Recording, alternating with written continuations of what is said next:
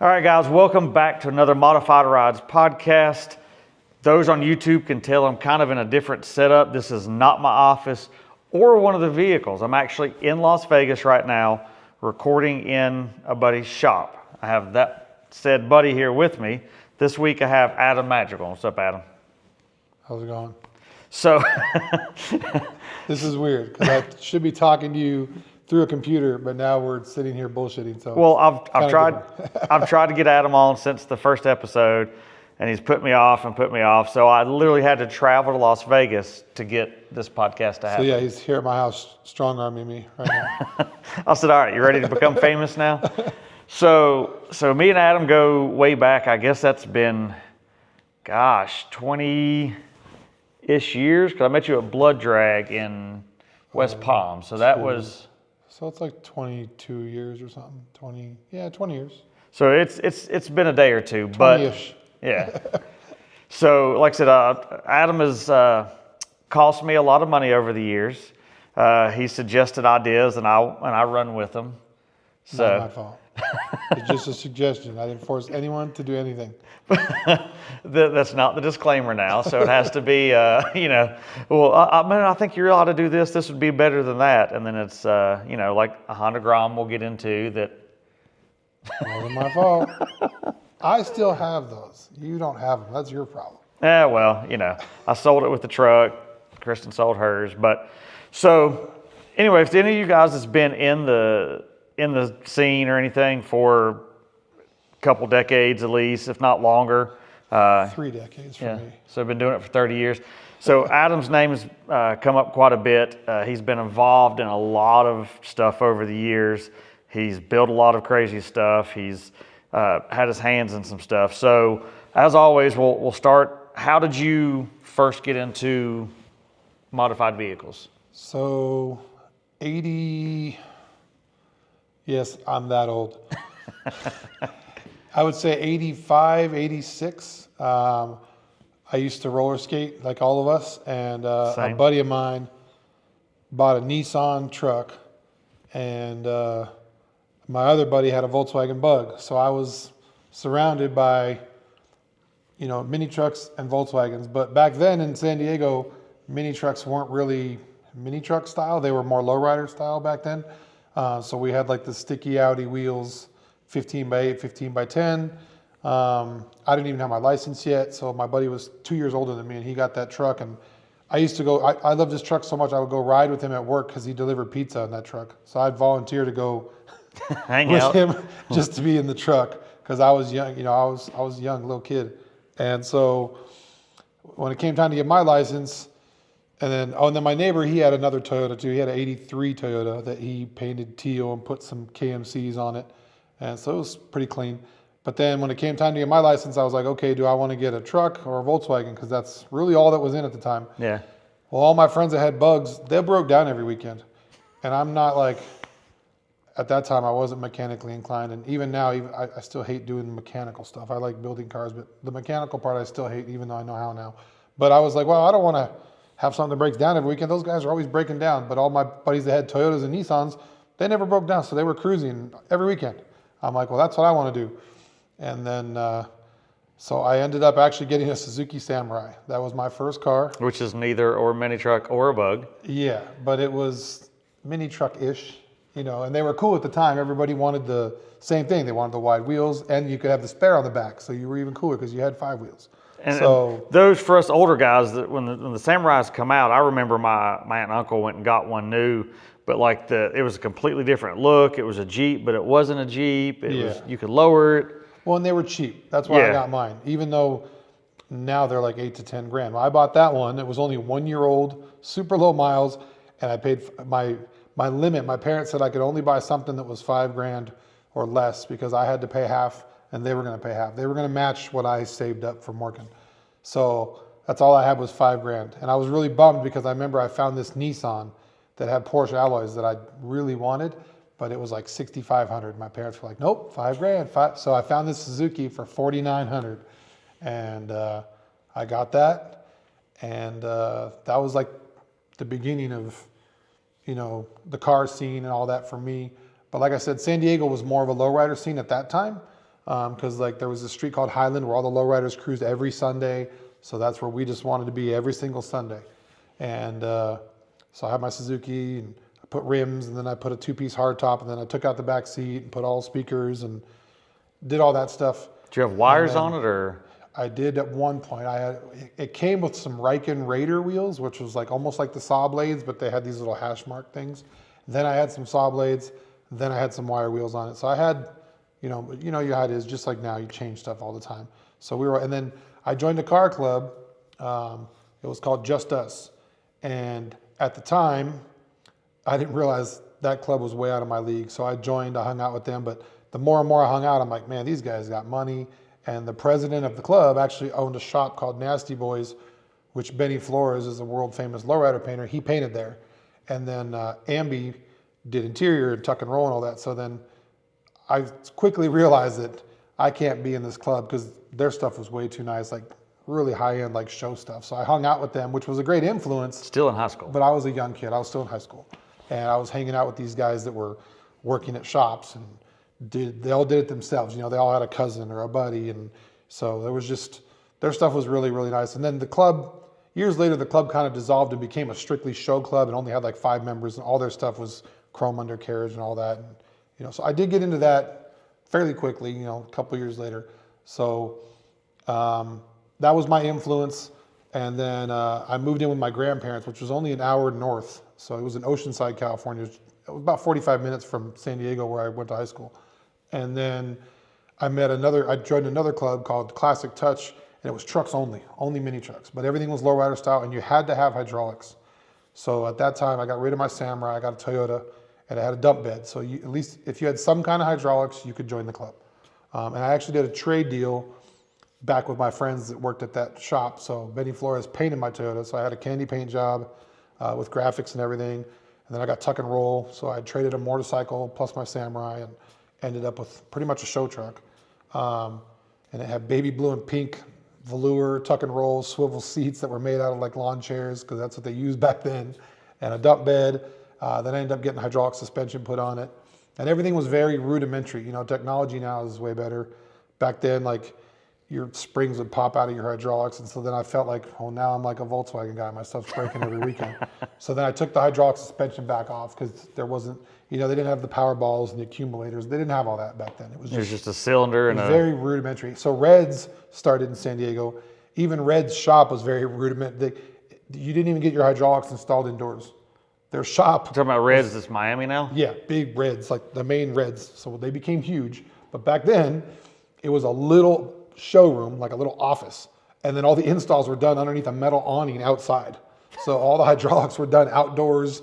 It had like a chain link, like fence around it, and a metal roof. And that's where you get your stuff done. And my buddy that first had the Nissan, he had his dump bed done there. And then that's when dancing beds were popular. And so then he went from a dump bed to a Z-rack to cutting the scissor in half so it could dump forward over the cat. Like, he just kept changing it all the time. And they were just using his truck as like a guinea pig. It had gone through many phases. And so I joined that club. And then I met a buddy of mine named Mark that he had this hard body that he wanted to make full crazy show. Like, he wanted to go all in. So I was in like mild custom, and he wanted to go full custom, but not radical, because Derek, which owned Rap with Envy, and he was a friend of ours. Jackaroo? Yeah, Derek Jackaroo. He was, mini truck of the year and all that stuff. Well, he lived only 10 minutes away from me, and he had helped us on sponsors and taught us about how you can get free parts and do this and do that. But so we started building this truck, and that was my first job at a shop. So before that, I DJ'd, and I worked at a pizza place, and that's how I got money. Well, I walked into this shop in Escondido, California, which was by Oceanside, like 15 minutes from my grandparents' house. And I said, hey man, I want to do this stuff. And the guy was like, well, what do you know how to do? And I said, well, nothing. I was like 18, 19. I said, but I really want to learn. I was like, I'll work for free, because I was doing pizza and I was DJing at night. So I said, I'll come in and work for free just to learn. Yeah. And he was like, well, whatever. So then I was learning on my buddy's truck. So we took this hard body and we cut the roof off and molded everything and shaved the back of the cab and shaved the front of the bed and did a dump bed. And we took the bracing off the bottom of the bed and made boxed ones that we chromed and riveted back on, and candied the bottom of the bed and molded the frame and chromed the undercarriage. I mean, we went Full out on it. all out. And he had 2 jobs, and his parents had a lot of money. They supported the crazy habit. So I ended up building that truck as like learning, it was full flake and all that. And then that's when I started meeting like mini truckers. So Brian Gendro, who owned the chop shop, he used to come over and borrow the brake at this lowrider shop. So he would show up in his little Hilux, that peach Toyota that he had. And I'm like, man, that thing is clean. And I was asking my boss, I was like, what's that? He's like, oh, those are mini truckers. And I was like, well, what's that? Like, he's like, well, it's just different. He's like, they're all like white guys. It's white boy style. So even though like I look white, I'm half Mexican and I grew up doing lowriders. So then I started meeting mini truckers, and then he chopped this Mazda. I remember this pink Mazda that came and it was chopped. And then, so he was doing all that stuff at the chop shop, which was like right up the street. And he would come by and use the brake sometimes. And then that's when I met Hot Dog Designs. He's a badass painter now, but Pete. And he pinstriped. So he would come and pinstripe the lowrider paint jobs after we would paint them. And so I was learning about flakes and candies and paint and hydraulics and all. So I started working there. So I ended up getting a job there. So after I worked for free for like 3 or 4 months, he goes, man, you've earned your spot. You can stay. I'm like, okay. So you're an intern without actually being an intern. Yeah, it was like an internship. That's pretty much what it was. And so I learned a bunch, and I was still doing like the lowrider stuff because that's what we were building. But then I was meeting mini truckers, and then we won. So we debuted that truck. It was a convertible hard body. It was called All Cracked Up. It was in Lowrider magazine. We won every show that year. Got invited to the Super Show. Won sweepstakes. That's back when the Super Shows used to still be in LA. It wasn't in Vegas yet. It was at the Coliseum back then. And we won sweepstakes. We won, a free set of Daytons, even though we had Roadster wire wheels because we were sponsored. We won $1,500 check from Budweiser. It was a big deal, So I was young, and shows were obviously different back then. Now it's a lot of top 50, top 100. Then you had crazy classes and all that. And then at lowrider shows, they always gave money, even if it was like at a park. Like a lowrider show back then in Southern California, it would be at a park, and a big park, because it would only be 200 or 300 cars. But even those small shows, you were getting $500 best of show, $500 best truck. We were literally winning money every other week. There was a show every other week back then. Yeah. So, and then about, I think it was 90. So that was 91 or 92. And then I'd moved to LA because I was DJing a lot more. And then my other buddy that I DJ'd with, he went to college, and he lived in San Diego, but then he went to college at Loyola by LAX in LA. And then he started getting a lot of DJing gigs, and we DJ'd together. So he was like, man, you should. So I was commuting to LA like every week to DJ for like 3 days and come back and work at the shop. And I commuted for like 6 to 8 months. And finally I was like, man, I need to quit. Like, I'm making more money DJing in LA.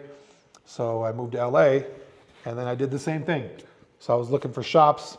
I met these couple guys met these couple mini truckers that lived close to us. They happened to see my roommate had a Phantom Dually at the time when OBSs were popular. So these guys stopped by. They're still popular. Yeah, now they're more popular. And more expensive. He had a Phantom Dually, which is a fake dually. And they stopped by and met those guys, and they're like, oh, there's this shop called Custom Creations. And I was like, whoa, that's weird. I work at a Custom Creations in San Diego. The one in San Diego was spelled with a K, Custom Creations, and the one in LA was spelled with a C. And so I'm like, oh, that's no cool. relation. No relation, no nothing. So I did the same thing. I walked over there, and I was like, hey, man. But this guy he was older, and he built like muscle cars. He built lifted stuff. Didn't do a lot of lowered stuff, like bolt-on lowered stuff, but there was no bags yet. So he just did like bolt-on lowering kits, like 4-6 drops. And then he did a lot of lift kits, and then he did the shock hoops. Back then they were all handmade shock hoops with like 5 shocks, but the big lifted stuff. And so then I was like, man, it'd be cool to learn how to do this now, because I was doing lowriders. So then I did the same thing. I was like, hey man, I'll work for free just to kind of like earn my spot. And he was like, what? No one's ever said that. I'm like, well, I just want to learn, man. He's like, okay. So I did the same thing. I worked there for a couple months, and then he gave me a job. But you came in with knowledge that you'd picked up at the first shop. Yeah, but it was totally different scene, because he didn't do any of that stuff. So everything I had learned at the lowrider shop wasn't even really, you couldn't even really apply it. I mean, you learn like hand skills and just taking stuff apart and putting stuff together. Yeah. You learn that type of stuff. But then this guy, he knew how to build engines, transmissions, welding. He built tough, he had a Toyota that was lifted. People would remember it from the old river runs, but he had a Toyota with a blown 350 with a blower sticking out the hood. and it had a Santini paint job on it with all the crazy colors. So his name was Chris Klein.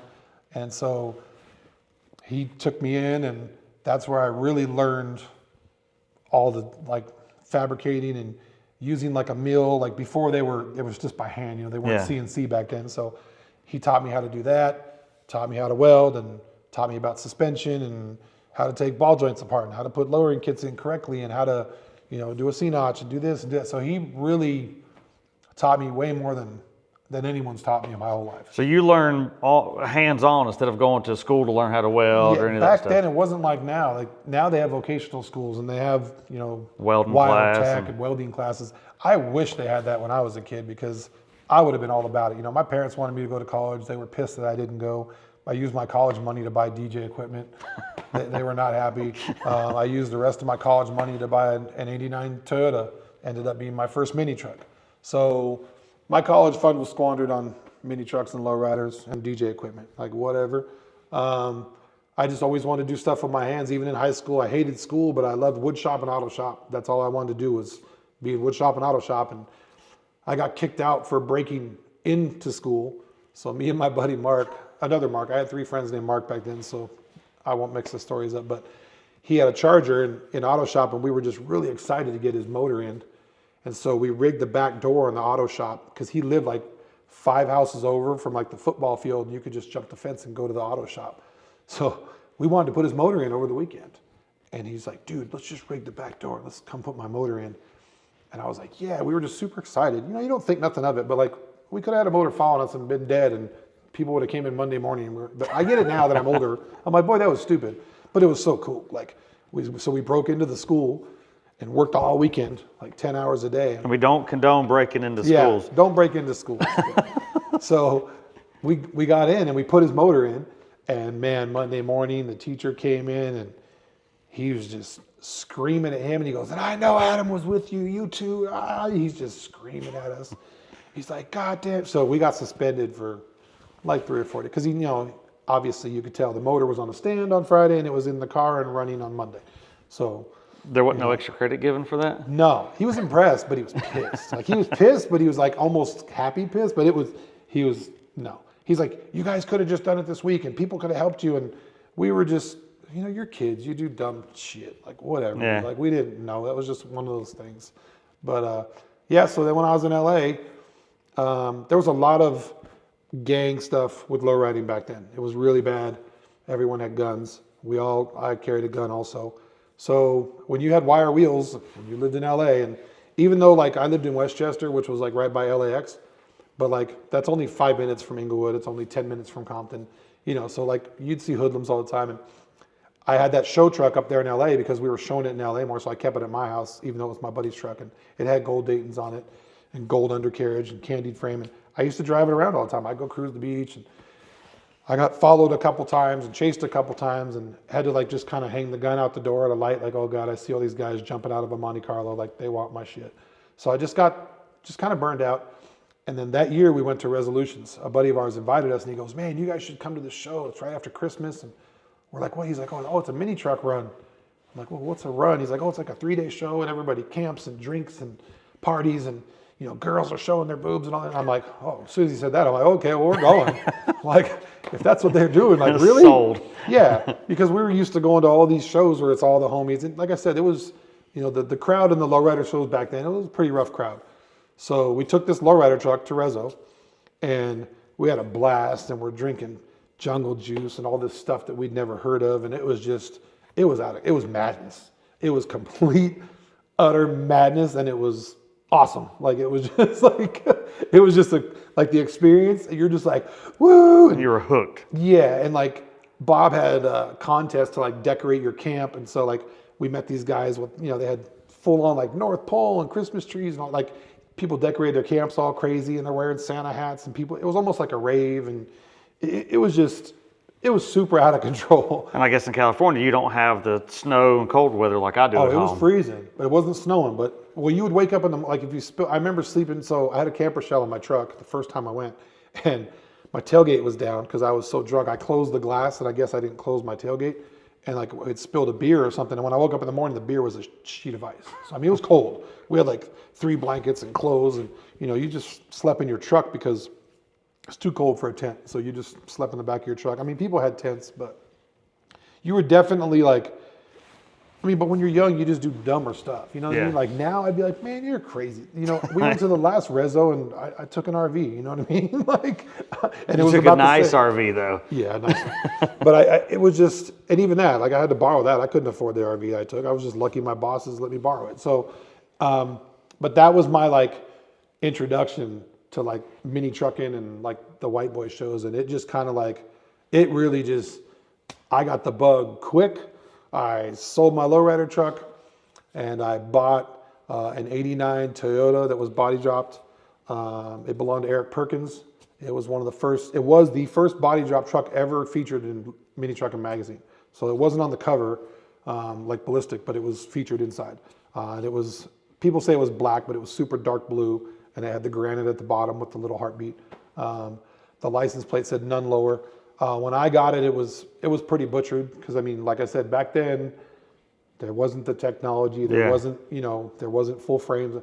So I took it to the shop and we took it apart, and my boss was like, "Oh my God," because the truck was technically channeled. So it was kind of cool because I had headroom and everybody else raised their floors, and I was like, "Well, I got headroom," but when I lifted up the carpet, I saw why I had headroom. They had just cut where the frame goes. The frame was inside the cab, and they just kind of bent some thin sheet metal with like self-tapper screws, screwed it down and just hammered it. So it just had like a hump of sheet metal with hammer and like silicone. And then we got underneath it and there's just screws sticking all through. And so like if your tranny blew, you'd have to put a body lift on it to get the tranny out because they didn't raise the floor. They just lowered the cab. So the floor stayed there. So the tranny floor went down. So like the floor was resting on the transmission. Well, I say this because I blew the tranny like a year later. So I had to put body lift blocks on it to get the tranny out. But I ended up redoing that whole truck, redoing the hydros, put a single manifold on it. That's where I met Sean Mahaney. He was working at CCE or CEC? CCE? CC, the hydraulic company? The hydraulic place. Yeah, CC. So he was about 15 minutes from our shop, and went over there and met him, and I was like, "Hey, this is what I want to do." And he goes, "Yeah, well, we have this new manifold, so you could do all your hydros with one pump." And so then he did a 1 pump mount with 5 batteries, really low in the frame, all the way at the back. And he's like, "Well, that way you'll be able to 3-wheel." I'm like, "Okay." And then I redid the front mounts at our shop because everything was it was really bad. So we redid all the hydraulics on it, kind of a collab. He did some stuff, we did some stuff. And 4 batteries were for the hydros, 1 was for the car. We moved the gas tank behind the cab, still in the bed, like even though and then it had a full rear frame because the frame was cracked and broken. So we did a frame out of, who did that? Rick Bentley. He had a shop called RZ Customs in LA, and he did a back half on it, 2x3 quarter wall with a 4-link, and it had like 12-inch cylinders with like Honda Civic coils, so it would ride pretty good. And then the front had like a full stack of these little mini like hopping coils or whatever, but they were able to raise the towers and fit a full. So the truck, it actually rode really good, and it 3-wheeled like crazy. Like I could drag the corner of the roll pan and it would 3-wheel, it'd put the tire 3 feet off the ground. And so that was pretty much it. I'm like, "Oh, I'm a mini trucker now, and this is what I want to do." And then, but you had hydros because their bags weren't a thing. There was no bags yet at that time. So there was air shocks, and people were doing the CO2 with the ball valves from Home Depot, and they were going, yeah. And they had all this. They would put like 300 psi of their air shocks, and that's how they would lay out. And at that time, like nobody was body dropped. Like I would go to a show, it'd be like me and one other guy. It'd be like there was literally, it was like Ballistic, my truck. There was a red Mazda, and I think Casey Harden had one, but there was back then. Yeah, there was like one other one. So there was on the West Coast at that time, there was like 4, but we were hardly ever at the shows together. You know what I mean? I would be like close to Ballistic sometimes, because he lived about probably an hour away. So sometimes we'd have at the same cruise nights, same shows. But yeah, so that just got me the bug. And then that was the year when I started Extreme Lows, because I had been through 2 lowrider clubs, and which was good, I think, because they have really strict rules and guidelines, and dues and all this stuff. So It gave you a standard to start it gave me a with. standard, and they're very strict. And then low riding gave me a standard on cars, which was super meticulous and super tedious and everything perfect. And so like, I love the mini trucks, but it was a mix of mini trucks because there was still a lot of people that had the sticky Audi rims. And so when you went to the truck runs back then, there was a mix. There was still people with the rims sticking out, and you were just getting into like I said, there was 2 or 3 body drops. Whereas like now that's like your first standard mod. If you're going to build a crazy mini truck, you're gonna be like, oh, I'm going to buy this truck. I got to body drop it. I need a full frame. I'm going to do a stock floor. And there wasn't a lot of wheel options back then too. It was either the sticky Audis or a stock wheel. It was, yeah. So I had, when I bought the car, when I bought that truck, it had DP5s on it, 15s, chrome 5-star. How do you remember that from 30 years ago? I don't know. I just remember because I don't know. I just remember a lot of dumb stuff. And then I actually everybody was running Z wheels, but I got Ford Probe GT wheels. So that's what I put on it, 16s. I put those on it, and then I changed the interior. I built the tonneau cover. I did a handful of stuff. I completely redid the suspension. I completely redid the floor. I redid the interior. But the thing was, it still had the same paint job. So no matter where I went, still the same truck. Everyone's like, that's Eric's truck, that's Eric's truck. And you kind of get like tired of that. You're just like, man, like I did all this work, and okay, yeah, Eric built it, but man, I rebuilt the whole damn thing. So I got burned out, and then that's when like cars were coming into the scene. So like the little cars, like mini truck style. So people were taking Civics and Escorts. What year? So this was like 94 now. Okay. So I started the club 93. I had that truck, and then this is when I got bit by the bug, and I started getting a different car like every year. So I was going through stuff fast. So don't make fun of me anymore now. Yeah, this was back then. So that was my first truck. I traded it for an Escort, the first round style. I think it was a 95. It was a GT teal Escort with a wing. And the only reason, everybody's like, why would you trade a body drop truck for an Escort? And the only reason was there was this orange one that was in Art of Noise, I think. But I remember it was orange, had a rag top. It was just so sweet. And I was like, dude, I'm going to build one of those. And you know how I am. I'm super impulsive. Like I see something, I'm like, I'm going to build that. Yep. So I just do it. And then even though like 6 months later, I'm just like, oh, well, now I'm bored again. So I did that. I traded for an Escort. The truck ended up getting destroyed. The guy that got it, he repainted it. And before it even got back on the streets, he got in trouble with it. And he just did a bunch of dumb stuff. And the truck got impounded. It got cut up and destroyed by the police. Let's just leave it at that. The truck was never seen again. People thought it was me. Wasn't me. That guy did that. So that truck was gone. Then I sold the Escort and I built a 4Runner. Before my 4Runner, I had an 86 extra cab long bed. So as soon as the Escort was gone, the Escort actually got stolen and burned in the hood while I was partying in Mexico. I came home, my car was gone, and so I got. Which over there, you would do Mexico like for an evening. Yeah, we would just. I lived in LA, but I still had a bunch of friends in San Diego. So it's close to Mexico. So I went to visit my friends in San Diego, and Tijuana is only like 20 minutes. So we would go to TJ, because you could drink when you're only 18 over there. So we would go over there, party, and come back. So I went for like a day or whatever, came back the next day, my car was gone. So then I bought a 87 extra cab Toyota long bed, black, with 16-inch Renaults on it. It was beautiful. It had a roll down CR Lawrence back window. It had a rag top. But that don't even exist anymore, does it? No, you can't find them no more. And it had a camper shell with a rag top too. So even though I didn't want a shell, it was cool. Oh, and then it had those rocker panels. You remember those chrome rocker panels stickers, that you stick on the bottom? And it had chrome fender trim. It had tons of chrome because it was like, even though it had Renaults that were tucking, it was like lowrider style. This guy hung out with the desirable ones. So all those trucks were super clean, with the dancing beds. So it had the camper shell, polished, all that. So I took the shell off, I took the chrome off, buffed it, left the Renaults, and it was super clean. It was a super fun truck. It had a dump, side dump, so half a Z-rack. So it went back, side, or diamond to one side. So you have to lift the bed to get gas. I had that. Then I sold that to build my 4Runner. So I had a lifted 4Runner that was lifted on 44s. What body style? Square body, 87. With the sunken headlights? No, that's round. This is square. It's just like my truck. It was an 87 where the camper shell still comes Okay. off. Two-door Yeah, yeah. 4Runner with a sunroof and the shell comes off. I got it from a buddy in our club, and he had it lifted on 44s with all teal and purple undercarriage, 10 shocks in the front, 10 shocks in the rear, all chrome. And it was fully done like show truck, big lifted 4Runner. I thought I wanted something lifted. So I had that for like 3 months, and I almost rolled it going to Burger King. So Burger King was on the corner, and I made like a hard right and then a hard left. And when I made the left, it was into the driveway, so it kind of just like popped up, and it went on 2 wheels, and I was like, whoa, whoa, whoa. And like, luckily I just kind of turned into it because I didn't really know what I was doing. I just kind of panicked, and it came back down. Lifted trucks back then don't ride like they do now. No, and they were super sketchy. That floor jack probably rode better than it. Yeah, and I mean, 4Runners weigh nothing, and you're on 44s. It's way up there. You can't see anything. So I went to work the next day, and I told my boss, I'm like, hey, man, I want to lower my 4Runner.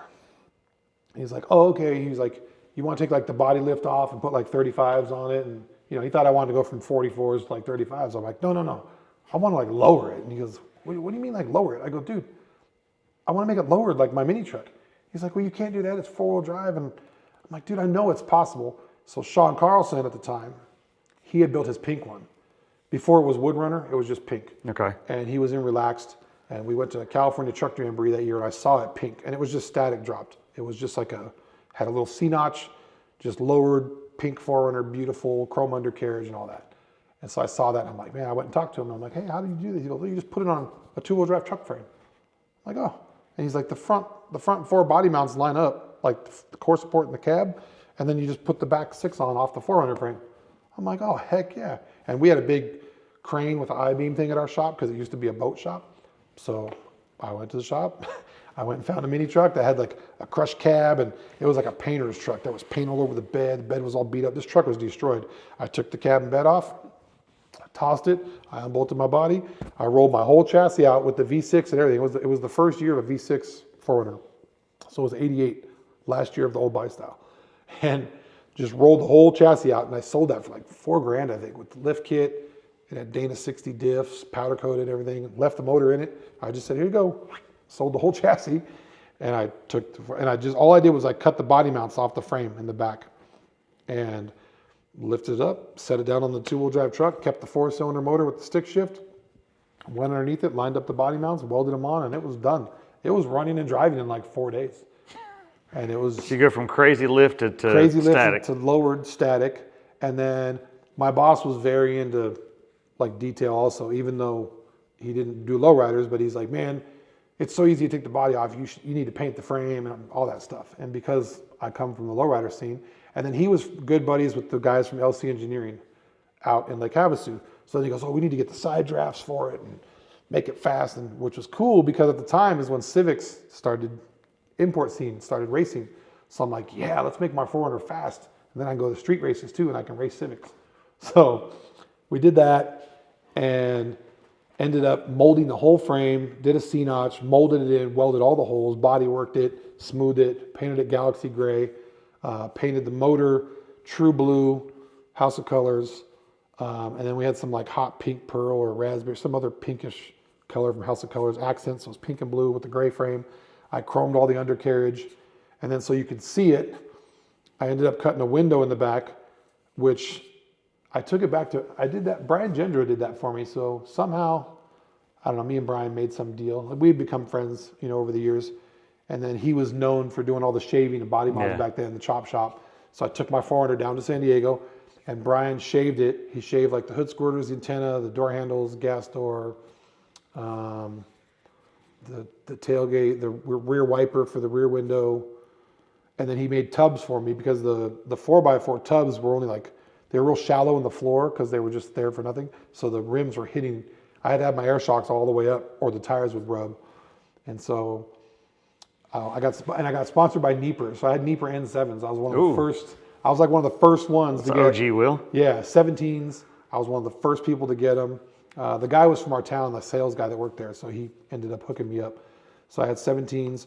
So I took it to Brian. And what year is this? So that would have been. Late 90s? So that was 95, 96 when I built that.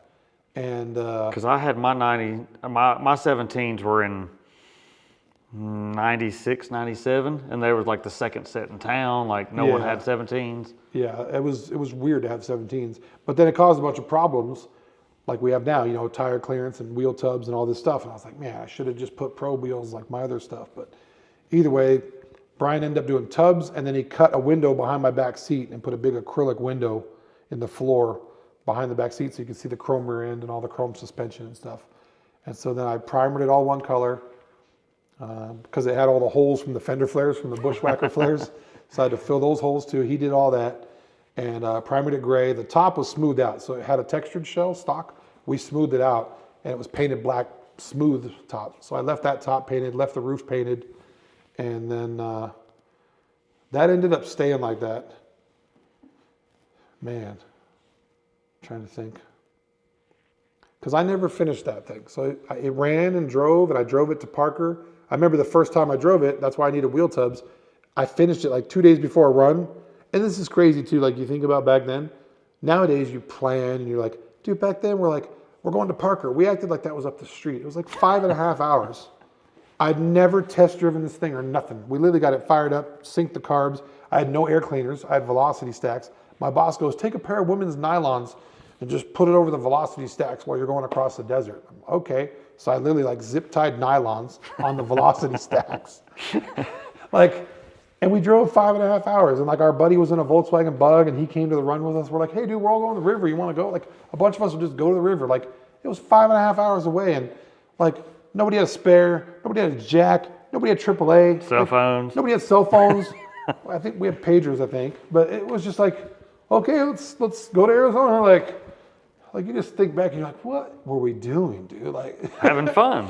Yeah, because we didn't have tow vehicles and trailer. We didn't have none of that. Like everything we built, we had to drive there.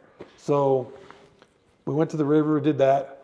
And then, man, I don't even remember what I built after that. Where'd the 4Runner wind up?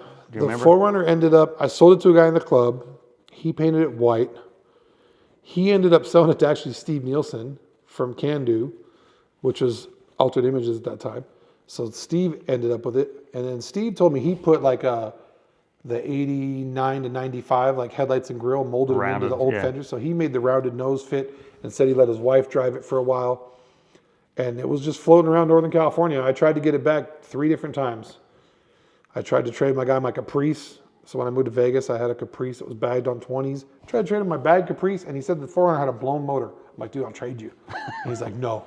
I'm like, man. So I tried to get it back 2 or 3 times, and I've never seen it again. I've never heard about it again.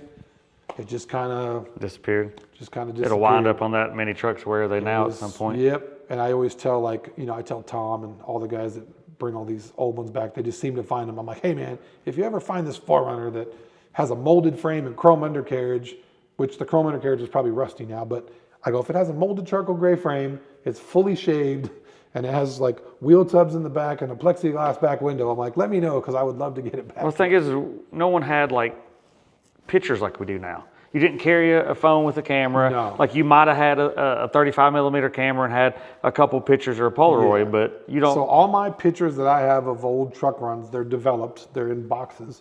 And I've always hated pictures. So my mom and dad and grandma just always wanted to take a million pictures. Every holiday, every birthday. So like I've always hated pictures my whole life because they're always like, smile pictures, smile picture.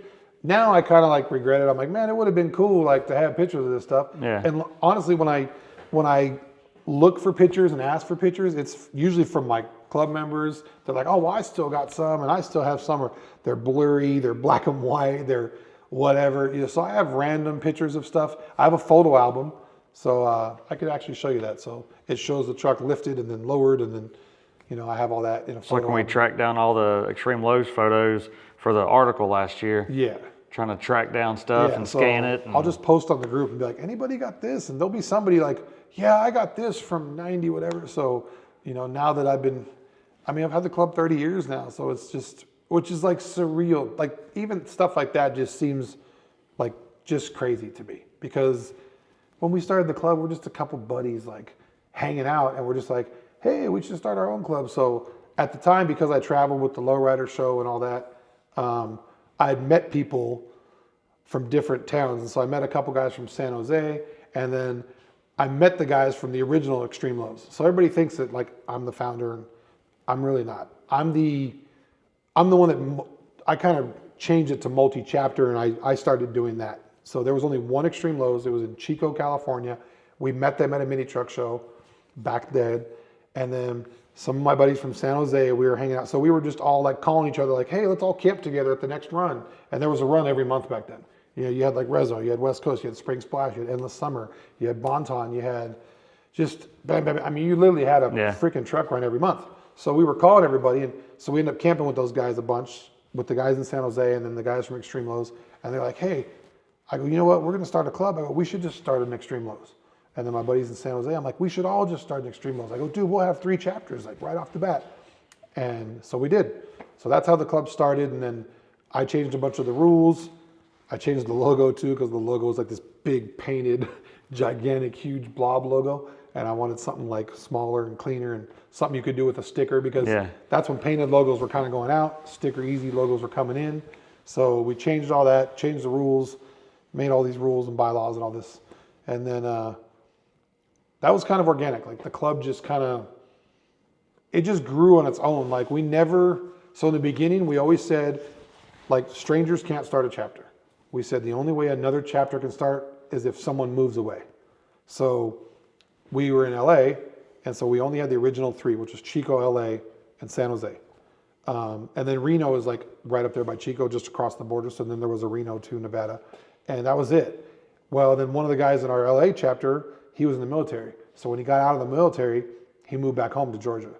So his name was James Goofy. So he started a chapter over there because he moved away. And then somebody else had like moved away. So then that's how like the club jumped from the East Coast, from the West Coast to the East Coast. But then we had like no chapters in the middle, but it was only because it jumped all the way to. Now, who are the original people are still in it other than you? Nobody. Oh, the original before me, none. So that's why everybody's like, oh, Adam's the original. And it's like. But now when you started that, I guess was Lucky part of the? Yes. So in 93, that's when I was in LA, and the first mini truckers that I met in that little town was John McFarland and Lucky. Mike Sclementi. Yeah. Sclam. So I met Sclam and Mike and no, John. No one goes by full names. Yeah, everybody has nicknames. And then everybody's like, what kind of nickname is Sclam? And I'm like, dude, it's his last name. So his last name is Sclementi. And because we had like 4 friends that were Mikes, everybody was Mike, and his name's Mike. So everybody just called him Sclam for short, and that's just been his name ever since. It's like, if you call him something else, you like won't even know. It's just like Marley, that's not his real name. Everybody calls Shane Slim. When people ask me about Shane, I'm like, who's Shane? Oh, Slim. You know, I don't even know people by their real names. But yeah, so we started that. So they're still in the club. So us 3 are the originals from the LA chapter, which now there's one that moved to Orange County. I live in Vegas, and Slim lives in Texas. So we're the only 3 that have been doing this for 30 years. Sklem took a big hiatus for probably 10 years because he got married and he got divorced, and ironically he's back in the club. How does that work, guys? So just goes circle to tell of you, life. Yeah, so circle of life, because he married the wrong one. So yeah, he conveniently got out of the club, but you know, some people can't handle that. But yeah, it's I mean, it's been a fun ride, and I mean, we're so old now that we don't have to run it. We don't have to have meetings. You know, we don't have meetings. We just call it back. We're going to this show. We're going to that show. Back then, this is where we're staying. You know, you had meetings because you were young and you were single and everybody wanted to hang out. So you had meetings to go cruise, and there was a car wash or a local show every weekend, and then there was a run once a month. There was literally, back then our rules were that you had to do 3 shows and 1 run to get in. You could do that in like a month. You know what I mean? If you wanted to, you could go to every event, and there would be a run the next month, and then at the run you would get Virgin Ran and you'd be in the club. You know, now it's our rules a year because, you know, nothing goes on. A year is not that long, and that's been the rule forever. And then as we grew, the rules changed. You know, in the beginning it was just, you could be static, you could be this, you could be that, and then as the rules changed, we said you have to be bagged. And I mean, there's always an exception. We've had a couple cars that aren't, or trucks, whatever, and then we have cars, trucks. Then we have lifted stuff, because back then, even I had a lifted truck. So then we're like, we'll just put extreme highs instead of extreme lows. And so there's always been a handful of guys that have lifted stuff that are in the club. But then you have like Chris and Mitchell that still have extreme lows on their lifted stuff. Lifted stuff, yeah, which, whatever. But it's like, we all love cars. It's just gotten to the point where we don't care anymore. Like, really, like, you know what it takes to be in. We all kind of attract the same type of people. You know, you could just get the vibe from people. Yeah. You know what I mean? So, and then we've been through that phase of all the hate and then all the clubs fighting and people fighting over crossing your caution tape at the campgrounds and all that stuff. When it's like, when we first started, you could go with a truck run with nothing. Literally, you could just be a teenager that barely got the gas money, and you could bum a hamburger from somebody. You could bum beers from somebody. You could literally just walk around and run and get drunk for free. Because you could be like, hey, let me get a beer. Hey, can I get a beer? And by the time you walked around the whole show, you're 10 beers in and you're freaking hammered. You know what I mean? And nobody hated. And then we went through that whole phase. Like, it's another thing. We don't condone underage drinking, but back then it was different. Yeah, I mean, it's whatever. But then there was that whole hate phase where things were really bad. But I feel like now it's cool again. Like, I feel like I've never cared what club people are like, oh, this club, that club. Like, I don't care. I have friends in all the big clubs and a lot of small clubs. You know, I got good friends that were in extreme lows that are in different clubs now. I don't care. Some people leave for different reasons, and some people leave and come back, and some people take a pause and come back. And like I said, there's a different fitment for everything. And then we've had people that worked in the magazine, so they're like, well, I don't want to reveal that I'm in a club because sometimes people think that's political. So we've had all the different things and reasons, and it's just that was kind of one of my deals, because when I sold my yellow car in 04, I was in extreme lows, and it was like, which I'd got when I left relaxed and got in extreme lows after meeting you and kind of hanging out and stuff. But it's like, well, I sold the car, I didn't have anything show worthy, but it's like, then I was also shooting for so many magazines back to back, so it made it like easier on my end. But then there's just that friendship never went away. Yeah, and it's the same thing with Kevin. Kevin was in the club, Mike Self was in the club, Travis was in the club. Yeah. So all these people that are editors, they were all in the club at one point, which is like crazy, but like, I get it, because then people think, oh, you're biased because you're in that club, so you're going to feature more of their stuff. Well, it's like, I've seen editors put logos on people's cars in the magazine, and I won't say who did that. But either way, we've seen all kinds of just random stuff happen. But like I said, it doesn't matter to me. We're all in it for the same reason. And since then, I've been a mini trucker, since 92, 93 now, and I was a lowrider before that. I still love lowriders. I don't really have that passion to build one of those anymore. Just so because tedious. I love the lowrider. I can appreciate the work and the engraving and the candy paint, and I love all that. But I don't feel myself wanting one of those cars anymore. Like, if I have an Impala, I want a bubble top and I want it bagged on billet wheels. Like, I just don't want that anymore. Yeah. And I don't want a trailer queen. I've had trailer queens. I don't want that anymore either, because as you get older, you realize you just want to drive it. And just like patina, I hated on patina when this whole patina thing started, like, it's probably been 5-10 years now, whatever. But when it first started, because I come from low riding and beautiful paint jobs and everything perfect, and I've always been about paint, and my car had a perfect paint job, and like, I've always been about paint jobs, because to me, that's like the done stamp. When you paint it, you're like, it's done. So I've always been about that. So then when I started seeing all this patina stuff, I'm just like, no, it's not done. But like, to me, it always said you come up short on money to finish the truck. Yeah, but then you meet these people and you go to shows like Dino's, where you're like, okay, this dude's got a $30,000 chassis with big brakes and a supercharged motor and painted dash, and the interior's perfect and the engine compartment's painted and everything's perfect. But the freaking truck is rust holes and patina, and you're just like, what in the heck? So then when you talk to them and you realize, you're like, oh, okay, I get it now. Because I met this guy 2 years ago. He goes, yeah, I was talking to him and I asked him, and he said, you know what? He's like, I had a painted vehicle. I've been there. I've done that. He's like, and I don't know if it was granddaughter or his daughter. He said, my daughter scratched my car one time and I lost my shit and I cussed her out and I was yelling and screaming and she started crying and he's like, I felt so bad. He's like, it wasn't her fault. It's my fault for letting the kids be around a car like that or leaving it not separated from the garage. And he said he went in and told his wife, he's like, I'll never have a nice painted car ever again. And then on top of that, the guy told me he drove that thing from Texas all the way to Dino's in Arizona. And I'm like, really? You drove that? He's, yeah. So then I was like, man, okay, I kind of get it because you don't have to worry about buffing it and every little scratch and waxing it and Cerakoting it and protecting it and babying it and a door ding and a scratch. And I'm like, okay, I get it now because you're just enjoying the car for what it is. And it's still bagged. The chassis is still beautiful. Everything we love is still there. They just didn't do a bunch of body mods and paint. Like they did everything else. So now I'm like, okay, I get it. And now I can see that. I don't know if I could still do that, but I understand it now. I'll say that much. But I'm blessed to have, one of the best painters in the United States as a very close friend of mine and blessed to not have to pay what those paint jobs cost. So because I have access to that, I most likely will always have a nice paint job on my finished cars. Obviously, you've seen my daily, even though it's lowered and kind of nice to some people, it's beat up from the feet up. So everything I have is lowered, everything I have is modified, and I can't leave nothing alone. And So I guess we'll step back a little bit. So when you left LA, then you moved to Vegas.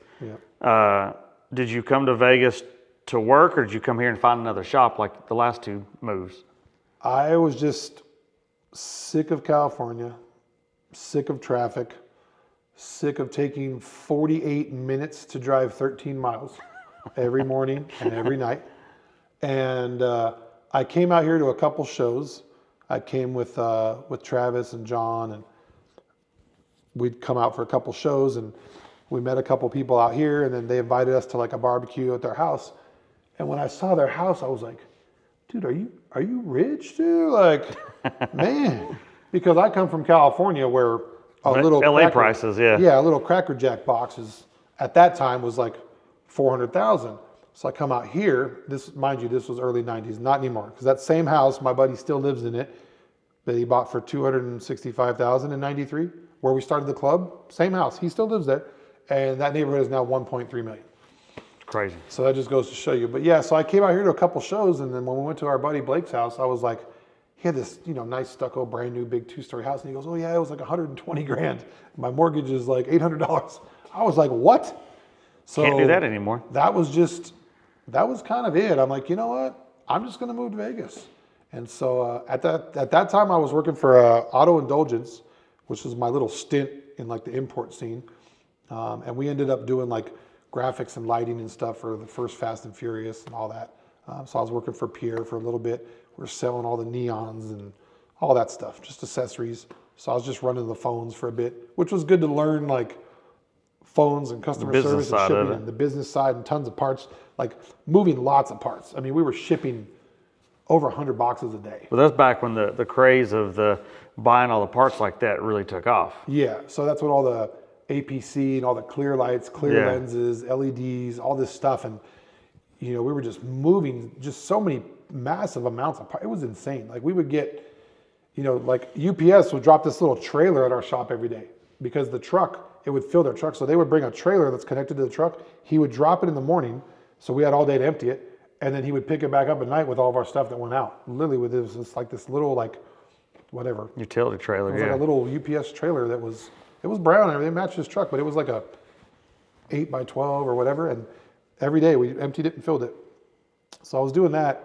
And then when I came to Vegas, met a couple people, I was like, man, I'm going to move out there. Like the cost of living, and Vegas wasn't crowded at that. This was 2000. And I used to sell parts to Sal. And so on the phone, so his shop, he had Unique Motorsports out here. He does tint and accessories. So I was selling to him, and I'm like, hey, I think I'm going to move out there.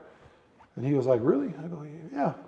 I'm just kind of burned out, man. I just want to change the scenery. And he goes, man, you want to move out here? I'll give you a job. I'm like, really? He goes, yeah. And he goes, he's like, I have a a townhouse. It's 2 master bedrooms. He's like, if you want to rent one for a little while you get settled and find a place. So I was like, cool, I'll be out there in a few weeks. And I went and told Pierre, gave him my 2 weeks, went and told my roommates, hey, I'm leaving. And everybody's like, what? Like, there was no warning.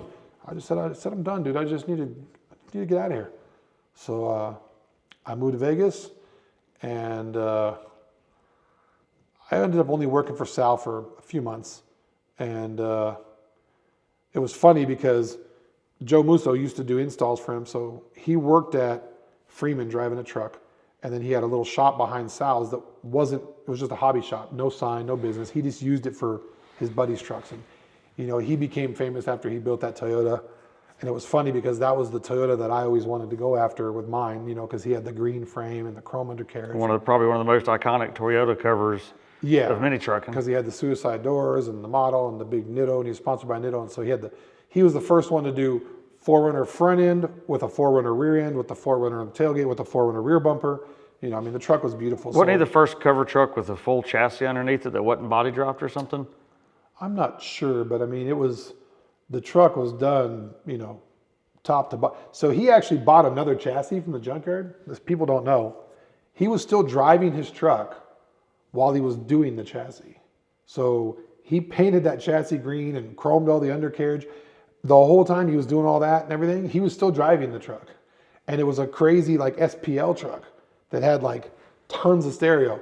Then he ended up selling all that stereo equipment to fund the build. And then he just took the body, put it on the new frame, did the paint job and interior and all that stuff, and he built that truck. So I didn't really know him, but I knew of him because of his build. And then when I moved out here, I met him. And, I started talking to him all the time, and he was right behind Sal's shop. So I'd see him at night. He'd get off his normal job. He'd come to the other one, and I would just go over and hang out. And we started bullshitting. Within 2 to 3 months, we would see each other and talk to each other almost every single day. And then I was like, man, do you ever just want to quit your truck driving job and open a shop? And he goes, actually, yeah, I'm getting kind of sick of this job. And I'm like, well, let's open a shop. And he was like, what? I'm like, yeah, well, you got all the tools right here and whatever else we need. I'm like, I'll just pay for it. Let's go find a shop. Because stuff was so cheap out here. So we went and found a shop. It was $700 a month for 1,300 or 1,400 square feet. You can barely rent a storage unit for that now. Yeah. It was right over by the airport, right here. And so he already had a business license because he was selling accessories. So he had Musso Motorsports already registered and stuff. So when we opened the shop, we just called it Musso Motorsports. And then everybody was like, oh, well, if you're part owner, why isn't your name on there? I'm like, dude, he's already well known in Vegas. He already has a business license, whatever. I don't. You cut a step out. You know what I mean? And then it's funny because his other good friend, his name's Adam too, Adam Hartley, and he's in Relaxed. So everybody thought it was that Adam because they were good buddies. So everybody's like, oh, I heard Adam open a shop. I'm like, I am the Adam. And they're like, what? I'm like, I go, that's Adam Hartley. That's a different Adam. So yeah, we opened the shop. And what year was that? That was 2000. It was only 6 months after I moved here. It was 2000.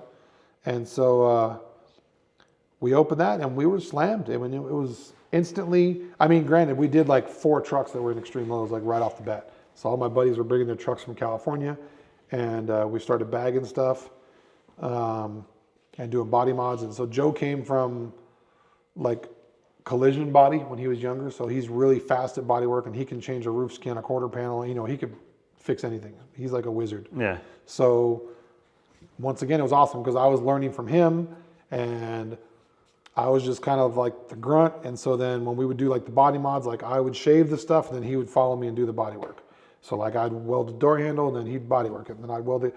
There was one time when we were doing a special. I think we were doing $1,500 to completely shave your truck and primer it. That would be $5,000 now. But yeah, we would do we were doing these specials, and it was kind of crazy because then there ended up being 30 trucks all over Vegas that were all primered and shaved. Yeah, so we did that, and then I ended up bagging a Cadillac for Danny over at Counts Customs, which back then it wasn't even Counts Customs. It was called Evil Twin. It was a Harley shop. But I bagged a Cadillac for him because he has a big car collection. And then he bought the building next door to his shop. And then that's when his shop's the same one that Counts Customs is in now. Same one it's in now, yeah. But he has 3 buildings over there, 4 buildings. He owns 3 and rents 1. He's been trying to buy the other one, but the guy won't sell it. So he bought the building next door to his, and when he did that, he invited us to move in there. And he goes, hey, you guys should just move out of that shop and just move in here. I'm like, man, I can't afford a big shop like this, because it was probably 4,000 square feet or something. And he goes, man, we'll just trade out work.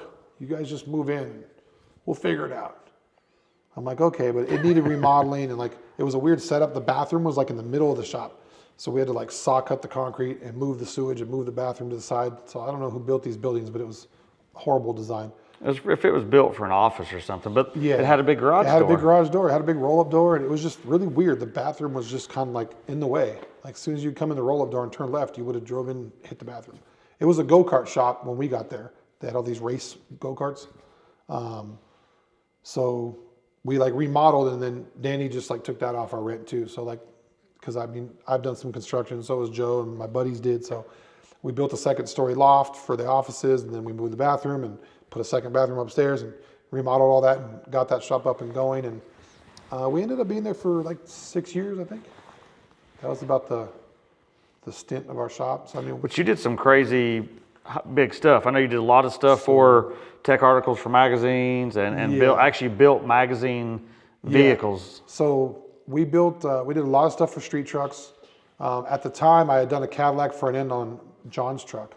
And then my buddy got me a deal at Cadillac because they didn't make them aftermarket yet. So I got a deal. I bought 10 Cadillac front ends at one time.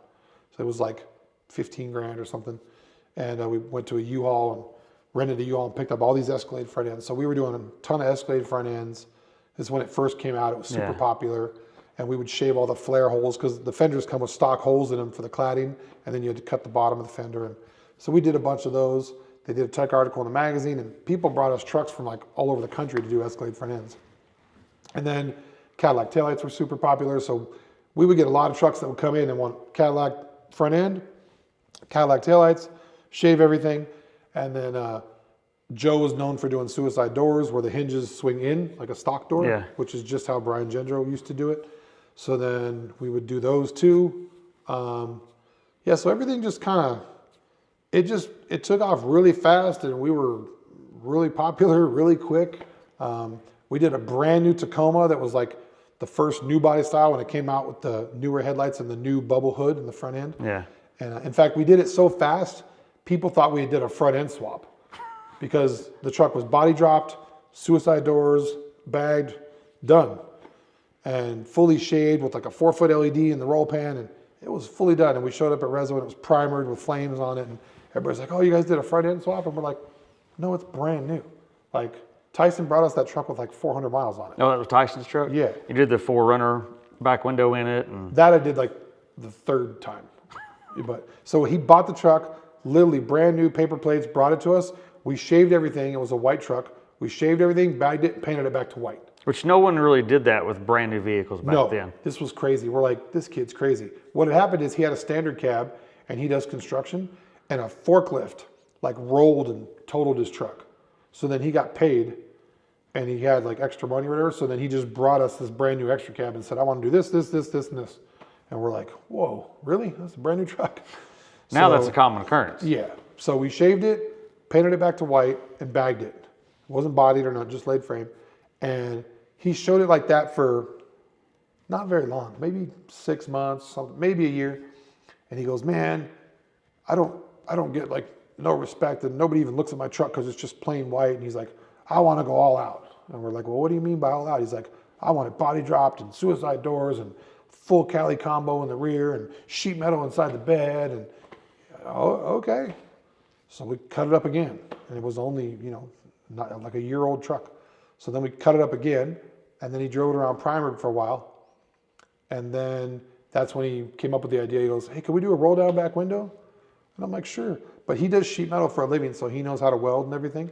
And he goes, well, I kind of want to like do it myself, but can you help me? So I'm like, yeah, so just take your bed off at home, bring it down with no bed, and we'll put the 4Runner back window in. I'll just get it tacked in and like working. We'll just jump it, make sure it works, and then you could take it home and finish it. So that's what we did. We did it in a weekend. Cut the back wall out, put the window in, got everything working, got everything braced, got everything all tacked in, and he drove it home and skinned the back of the cab and buttoned it all up. And that was, I think at the time it was one of the first ones. I don't know. It was way before the two that were in Arizona. Because that was, God, I can't remember what year it was. But at the time, that truck was only like 2 years old. So, I mean, we did that. We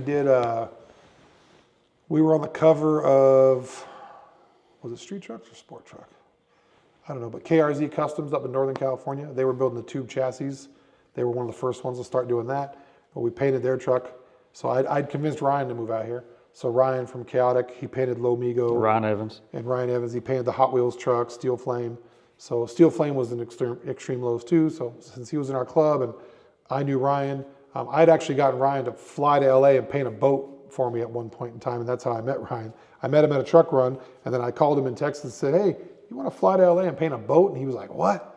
I'm like, yeah, dude, like, you want to paint this big old Warlock offshore boat we got? And he's like, heck yeah, like I'm there. So we flew him out, and I didn't even know him at that point. He came, stayed at my house, and painted this boat for like 2 weeks.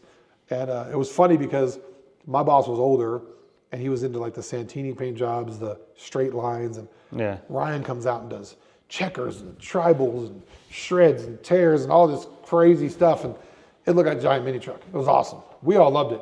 My boss walked in and was just kind of like quiet. And Ryan was like, oh my God, he hates it. And I'm like, who cares? It's fucking badass. Like, and he really did hate it until he put it on the water. So we finished it because we bought a bare hull and we put a transmission in it, which most boats don't have, made it a 3-speed, and did a bunch of crazy stuff to it, milled a bunch of aluminum brackets. Everything was anodized purple. I mean, it was full blown. It was a big Warlock Pickle Fork offshore boat. And the first time we took it to Havasu, and he had a big stereo. We put I think we put 412s underneath the bow of the boat, up in the front, and the thing just bumped. And second we took it to Havasu and London Bridge, and everybody's seen it. Everybody's gawking it and going crazy. That's when it like kicked in, and my boss was like, "Okay." I'm like, "I go, dude, maybe you did right." I go, you got like the baddest boat on the water, dude." And ironically, within a couple of years, you started seeing factory boats come with tribal style and all that, and big offshore boats with tribals and all that. But at the time, that didn't really exist. You know what I mean? And then, I mean, I feel like there was a few trends that we started, like the primer with graphics. We did 3 trucks at the same time. We're just bored one weekend. Ryan's at the shop. And he just started doing flames on one of the Toyotas. And then one of the other guys in the club pulls up and he did that one too. And then another one pulled up, he did that one. And then he started getting bored and he even airbrushed a full mural on the primer of Tyson's hood. He did this like skull. It was like a Grim Reaper with a pimp coat and a big sickle and all this stuff. I mean, dude, it was beautiful. I'm like, dude, it's primer. And he airbrushed it all just in black. And we went to Truck Jam that year. That's when Truck Jamboree was still happening in California. And there was 3 trucks with primer, with colored graphics and airbrush and everything. And everybody was like, what the heck? And I was like, Ryan was just bored, dude. I don't know. Ryan work at the shop, or was he, you subbed him out? No, so at that time, I got him to move out here. I kept trying to get him to move to LA and he wouldn't. He ended up moving to San Diego. So from Texas, he moved to San Diego right next door to Chop Shop. So he was painting all Brian's stuff. And then that didn't work out. And then he moved to LA and he was actually,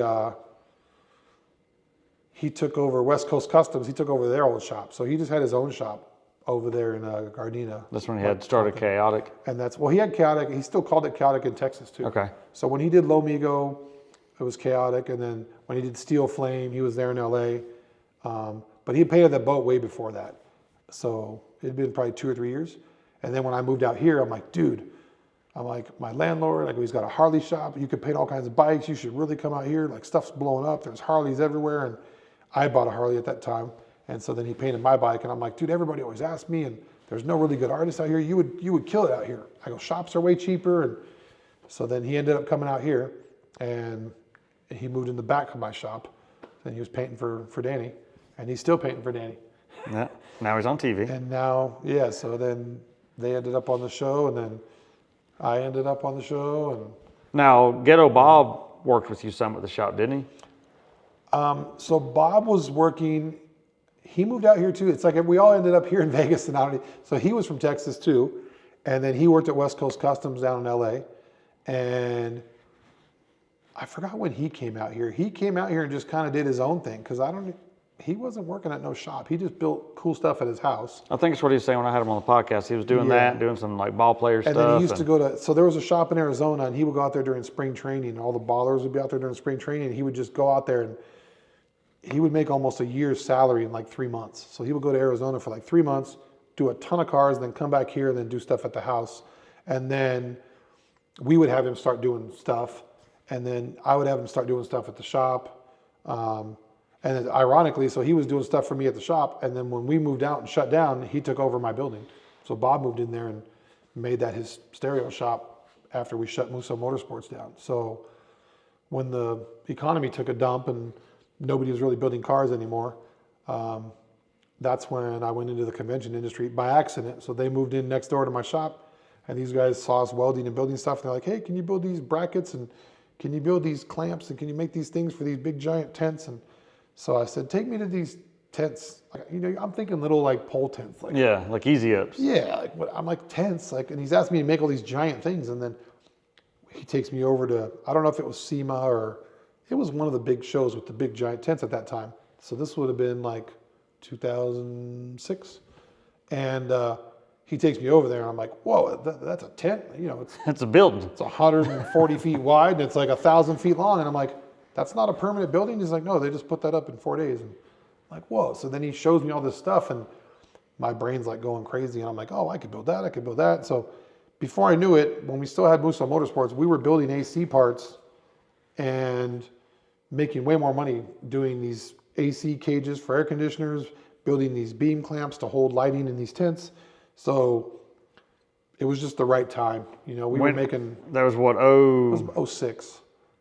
So we were making money. I know when I come out one year for SEMA, you were doing, because you'd like, would leave the shop and go across the little alleyway yeah, so we into were doing theirs. both for about a year. We had the shop and we were doing the AC stuff. And it was kind of sad because really when we shut down, that was when we were like our most famous. So people were like, well, why are you guys shutting down? Like we had just took 3 cars to SEMA that year because we got sponsored by Matrix and then Matrix paint had just come out. And so they wanted us to like bring all these cars. And since our shop was here in Vegas, so we took a lime green Accord. We took Mike Katz's, the Ford Contour.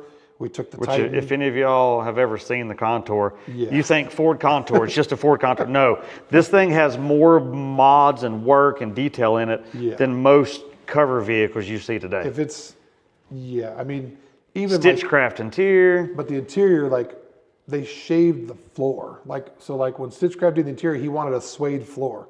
Well, because suede is so thin, they want it smooth, they literally, in between all the ribs on the floor, they glued Landau foam and kept layering it until they had one layer, then D8'd it and sanded it. So they basically molded the floor with Landau foam to get it smooth with no ribs and then sueded the floor. And then we did fiberglass dash, fiberglass console. Steve Platt did the stereo install with like floating amps and floating acrylic, and it was super crazy. Chrome undercarriage. And Yeah, I mean, well, and those cars have aluminum engines, so he polished the block, he polished the transmission.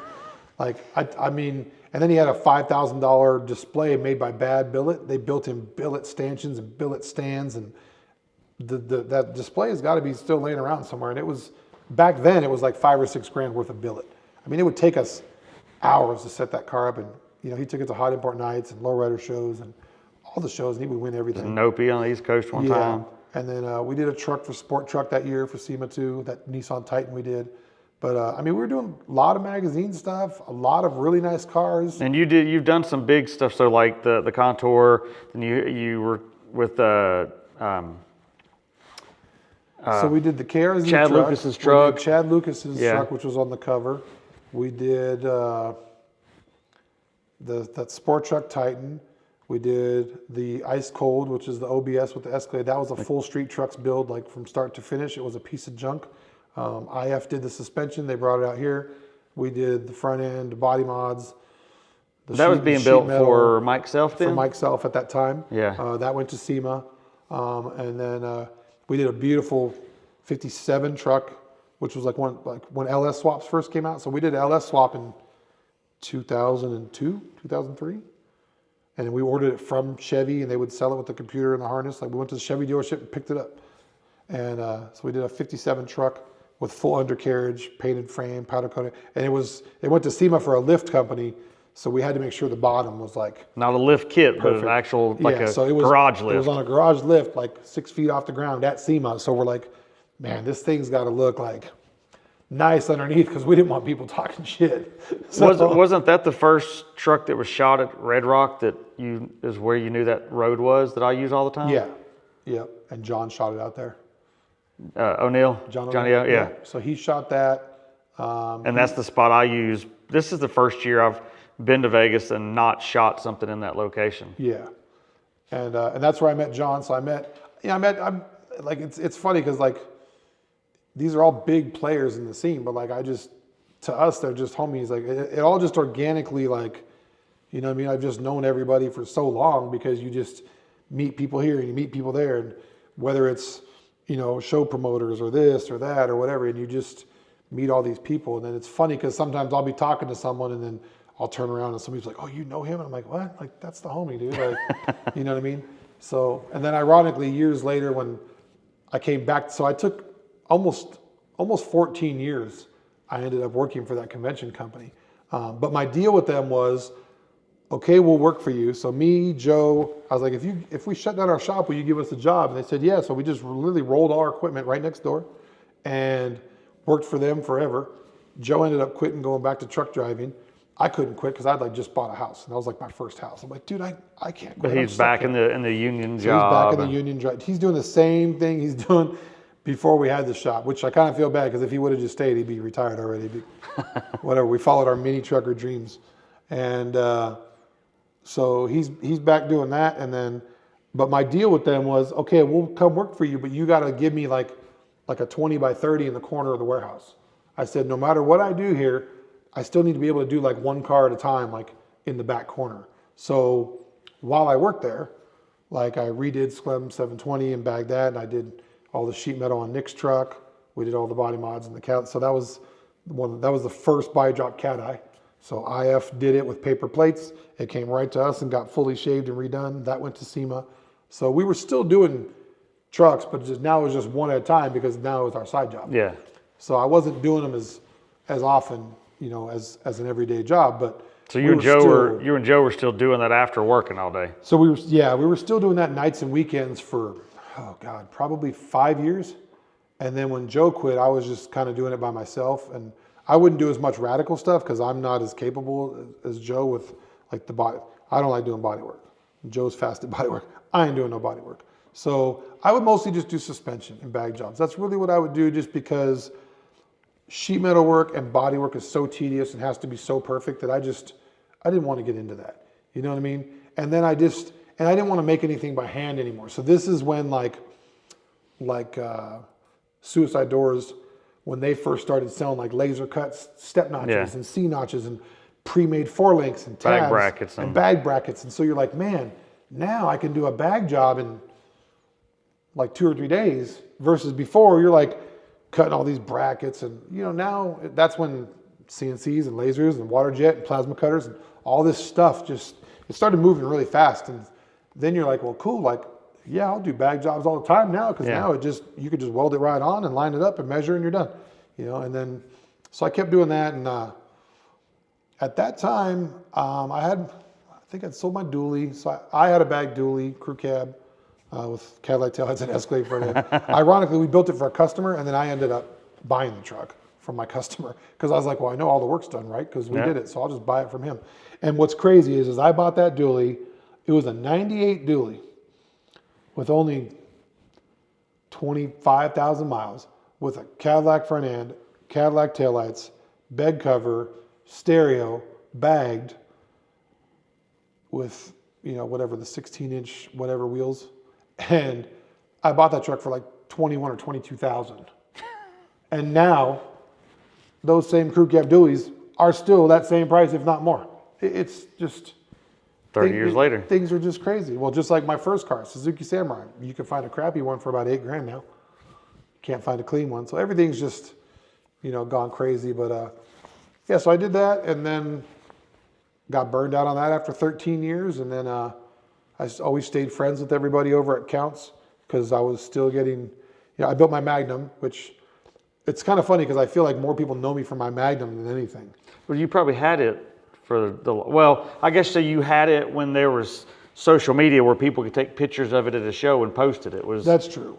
Yeah. So all my stuff that I've built, I've built some pretty crazy Now stuff. the Magnum cost me a lot of money because you pulled up in a Magnum. You had the bag trailer that matched it with the matching wheels, had the Grom on it that matched, and drove it, put it on a trailer and brought it cross country, and it was sitting at my house. And I'm like, that's kind of cool, a vehicle with a matching trailer and a matching Grom, and let me ride this Grom around the neighborhood. And hopped on this little Honda Grom. I was like, oh, I like this. And he's like, oh, it's only a $3,000 bike.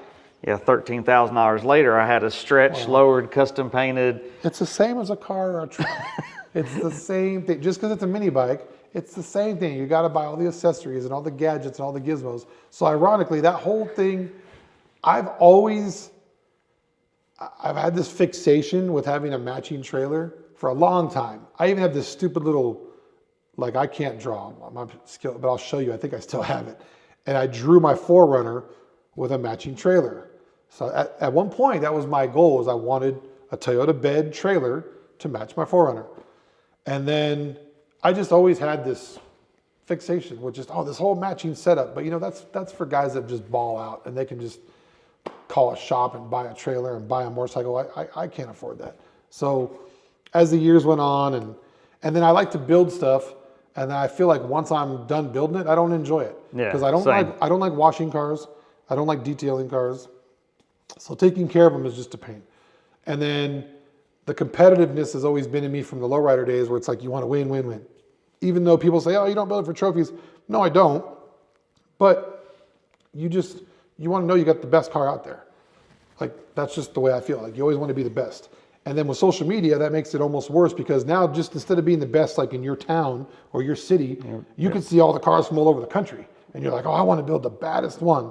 So when I did the Magnum, I loved the car as a car just to drive. So I bought it. It was just silver.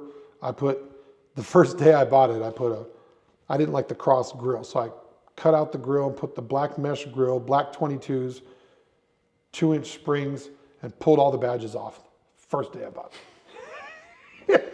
Like, I was waiting to do the financing because I was buying it from my boss. So I already knew I was getting the car. So since I knew I was getting the car, I already ordered the rims, already ordered the springs, already had the grill coming. And then I remember I pulled it in the shop after work, and it was like a Friday. And he was like, what are you doing? I go, I'm going to lower the car. And he goes, dude, you just got it. And I'm like, oh yeah, I can't drive it stock. So he's like, whatever, I'll see you later. Well, I didn't tell him that I got 22s and a black grill and all that stuff. So I did all that the first day, and they came in on Monday and they're like, geez. And I'm like, yeah. I'm like, it's freaking sweet, huh? And I really liked the car the way it was. I mean, it was RT, so it had the Hemi and had leather. Like, it was a great car. And I don't think I really planned on building such a crazy car when I got it. It was just, that was supposed to be like my daily. And then I was like, oh, I'll build a truck or something that I can cut up and bag and all, But then that was like the whole dub scene was kind of like blowing up, and all the 300s were blowing up. And so I started seeing all this stuff. But I was like, well, I don't really want it to be dub style, and I don't want it to be like nocturnal, and I don't want it to be a donk because I like everything lowered. But either way, I'm like, okay. So I started following trends, and then before I knew it, I was like, well, here we go. I'm going to do body mods, and I'm going to do this, and I'm going to do that. And it just... Ryan painted it. And it just snowballed. So like, I shaved the bumpers, I shaved all the body lines, I shaved the hatch. I kept the door handles because I didn't want to make that mistake again, but I shaved the hood squirters. I basically shaved everything but the door handles. And then I had Ryan paint it. And of course, paint job was beautiful. But then like, now the paint job was too nice. Now I'm like, oh God, well now I need to do the interior. And then now I need better wheels because my wheels, they suck. And so then I finally was able to do the interior and the wheels. And then I did the engine compartment too, the sheet metal and the hydro dipping and the carbon stuff and all that stuff. Yeah. So it was like a complete done show car at that point. And tons of little things that like nobody noticed, like shaving the seat belt out of the rear seat and shaving the headrest off the back seat, not just the front seats. And then Magnums only come with black interior, black carpet, black dashes, and then getting Dove colored carpet and the Dove dash and, and a steering wheel out of a 300 that I painted and dyed and wrapped. So it's like, My problem is I like to make everything look like it could have came that way. But when Yeah. you do that, a lot of people don't appreciate what you did because they're like, oh, it looks stock. Well, then when the car was done, I was bored. And I'm like, oh, I need to build something. And so that's when the trailer finally was like, you know what? Build it from scratch. Now I can do this, and I can just build it from scratch. So, Which for those that are trying to piece this together, that trailer and that Magnum is why my Tundra had a matching trailer, is because I thought that was so badass. But let's do a lifted version of it. Let's go that route. So yeah, so it was just, I just thought it would be the coolest thing is to have a bag trailer. And then I didn't even know Groms existed. So this was like 2013, 2014? No, 2015. Probably 2015. well, 15 was when I had my truck. So 14. yeah, So 14 is when the Grom came out. I was going to do one of those little ruckuses, little Yeah. scooters.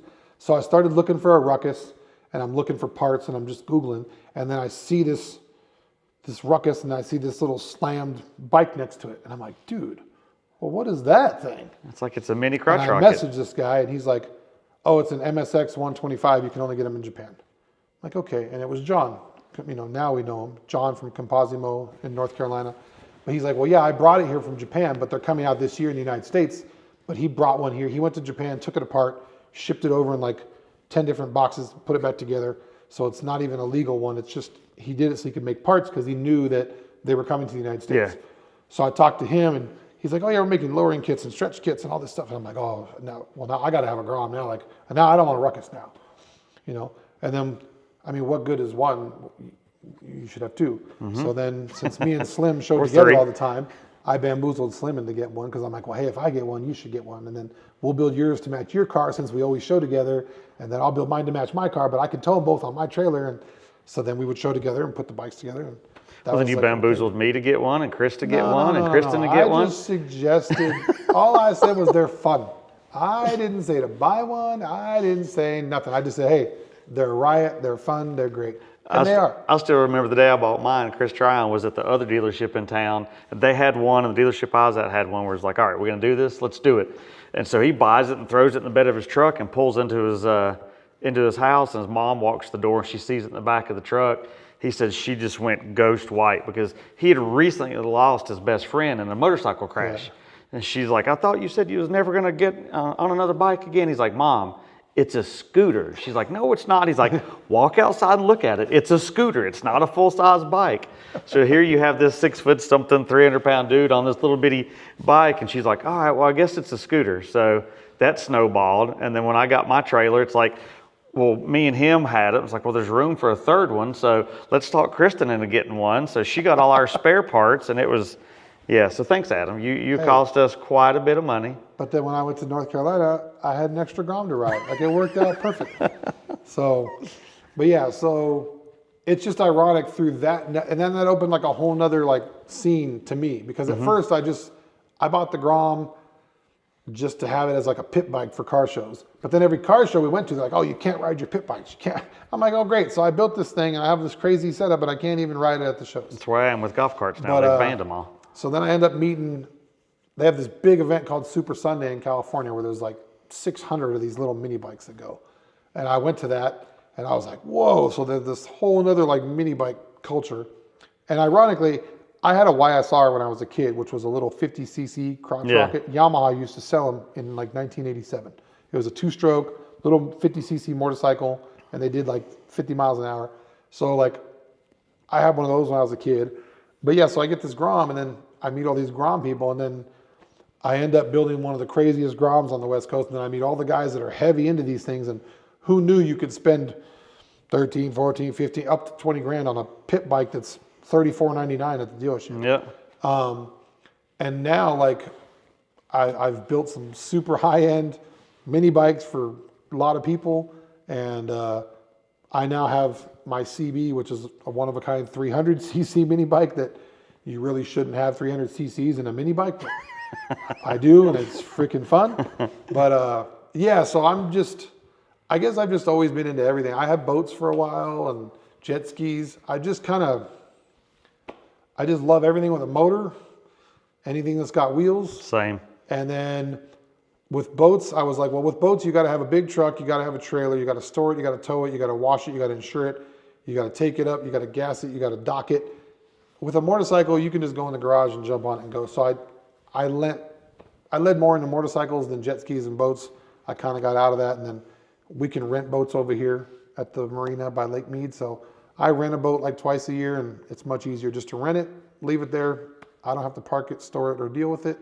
And plus, boats are super expensive, and then it's just bring on another 1,000. That's what it stands for, and they're not lying. I've never heard that. They are not lying.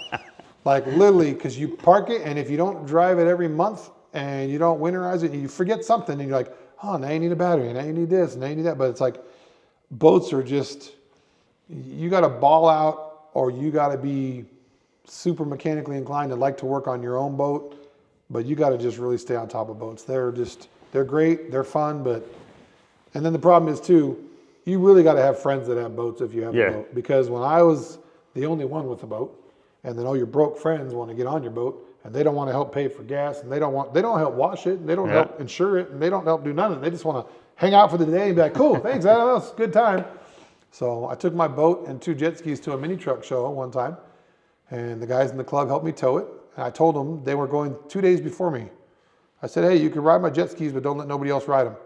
When I got to the run, both my jet skis were smashed, and my boat was there. And then I come to find out both jet skis were smashed at 2 different times. So that just goes to show you, I had some retarded mini trucking friends, because they crashed one, and then they went out and crashed the other one. So like, they should have just lied to me and told me, oh, we hit each other, because when I found out that one was wrecked, and then like, I don't know if it was the next day or the same day, then the other one was wrecked. Like, don't you think after you wrecked the first one, a little more careful? You should have stopped driving my stuff until I got, like, you should have just been like, man, we shouldn't ride these anymore. No, they wrecked both my jet skis. So yeah, I think that was 96 when I did that. And I think that was the last time I had, 96, 97, something like that. That was it. I was like, dude, I'm done. I was like, none of my friends have this stuff, so I don't want it either. So got rid of boats and jet skis and out of water sports. And it's just been motorcycles and cars and trucks ever since. And then... Well, now when you left the convention industry, that's when you stepped into Counts Customs full times? Yeah. Yep. I was... So you're back working with Ryan and Bob again? And it was fun times. So they had a bunch of employees, and they had 4 buildings, and it was kind of out of control because of the TV show. And Danny had always asked me to come back and work for him. Oh man, come back. And I'd always joke. He'd be like, oh, you can't afford me. And just be joking. Yeah. Because he's always let me use the paint booth. He's always let me go in there and let Ryan paint my stuff. And he's always let me hang out with Bob and build stereo stuff on the weekends. So like, we've always been really close. And Danny's one of the nicest guys you'll ever meet. And don't believe the internet and, oh, why Danny's in prison? Or what's funny is how people yell at Ryan, like, you asshole, you stole from Danny. It's like, what? Like all this stuff you see on the internet that Ryan stole from Counts and all this. It's like, he still works at Counts. He practically lives there. Dude works like 60 hours a week for the past 25 years. Like, he's the #1 employee. And you see on the internet that, oh, Ryan stole from Counts. It's just crazy. So things were out of control. And I ran a big crew at the convention industry, and then I ran my own shop. And I guess Danny just basically trusts me to run, manage. Yeah. So, I said, okay, well, pay me this much and I'll come do it. We'll change of pace. And he said, done. I go, really? You're going to pay me that? So I took quite a pay cut, but when I really looked at it, I wasn't taking a pay cut because my job had gotten so hectic in the convention industry, and I was management, so I was salary, and I was working, probably minimum 65 would be like a short week. I probably averaged 75 up to 90 to 100 sometimes. So I was working so much, and I had no life, and things were just crazy. So then when I went to a shop and I was working a normal job, and we closed at 6 every day, it was like weird. I had anxiety. I was like, whoa, I'm off. Like, I'm not on call. Like, I'm off for the weekend. What do I do with myself? So yeah, I ended up, I fired a bunch of people, and I didn't even need to hire more people back. We just kind of reorganized the whole shop, and ended up on TV for 3 years, and it was pretty miserable. That was kind of cool to be flipping channels and be like, oh shit, there's Adam. Yeah, I mean, and I didn't even put it like on my Facebook and tell people like, oh, I'm on TV now, because like I don't really care. And people always think like, oh, that must be cool, and I'm like, no, it's actually pretty horrible. Like, I hear that a lot from people on TV TV. is really, it's rough, man. And then people think like, oh, it's made for TV. Ours wasn't.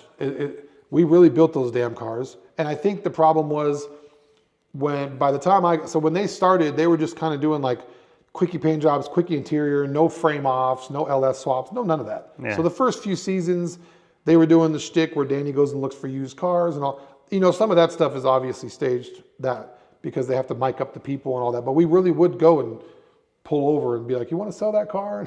Yeah. And we would go to people's houses and talk to them and all that. But it got so busy that they didn't even have to do that. The last few seasons, we just had customers. I mean, you know, Counts is booked for like 4 years. I don't know if it's still that much. You know, I've been gone for a couple years now. But at the time, we were booked for 3 and 4 years. So we didn't need to go look for cars. We had plenty of cars.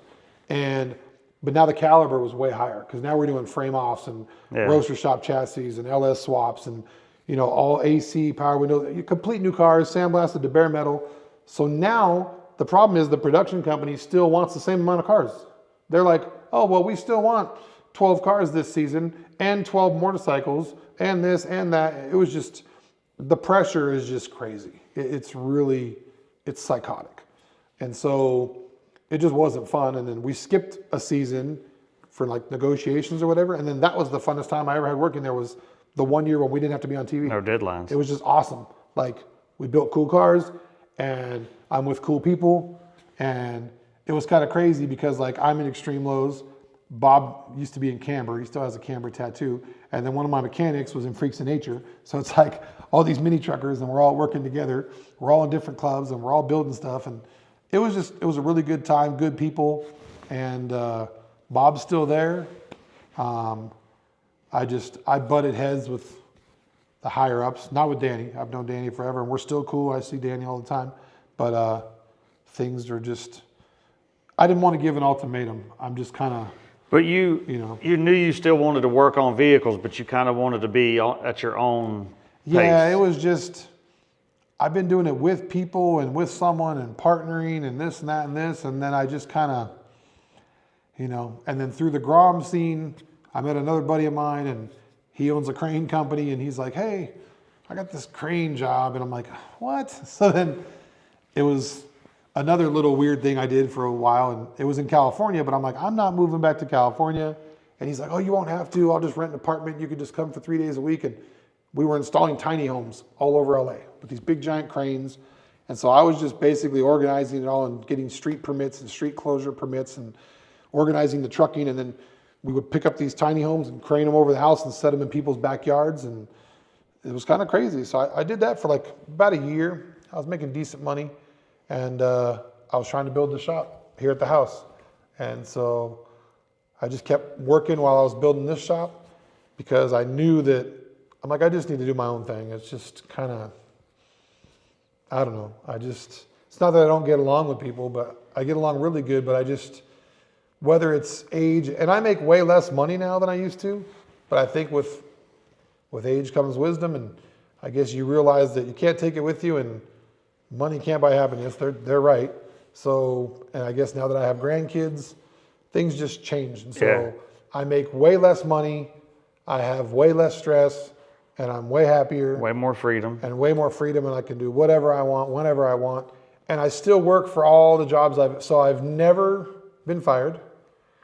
I've only had like 4 or 5 jobs. So I've only worked at, I worked at Round Table Pizza when I was a little kid, but I worked at Custom Creations in San Diego, Custom Creations in LA. I worked for Sal at Unique for just a minute. Me and Joe had our own shop. Then I did the convention thing for a long time. So I've only... But you never quit wrenching though? Never. And then I never got fired. So everywhere I quit, every boss has always offered me my job back. Every single one. So I still work at Counts. When they need help, like for SEMA this year, they needed help with the Mustang. I went down and helped them put the Mustang together. Unfortunately, they called me for final assembly, which is the most stressful part of the job. So after Ryan puts this $20,000 paint job on there, I got to go and put in glass and chrome trim and all. It's super stressed. But so like, it's great that I still kept good relationships with them. I still go work for the convention industry. I'm working for F1 this year. I just worked at SEMA doing setup and teardown. So I still, as a subcontractor, still work in that industry also. But it's under my terms. They call and ask me if I can do it. They fly me around the country. I set up air shows and I set up. If you can do it, yes. If no, then Yeah, no. I set up different events and then I just build 1 or 2 cars or 3 C10s. You know. So before filming this, I was literally, because I'm staying here for a week between SEMA and Dino's. So I'm literally sitting in the garage on my laptop, editing photos, videos, writing articles and stuff. And Adam's over here, and those on YouTube, you can see the chassis behind us. He's over here welding and cutting and grinding, putting the Porterbuilt stuff on this frame. So it was kind of cool to sit and actually be at a friend's house, at a shop at his house, while working on my computer, while he's tearing apart a vehicle to make it a show vehicle. Yeah. So as my wife keeps saying, she keeps calling us, me and him both semi-retired, because we kind of make our own plans, and here she has to work her normal, corporate job. So. Yeah. So it's just one of So those you things. you built the shop, you built what you wanted.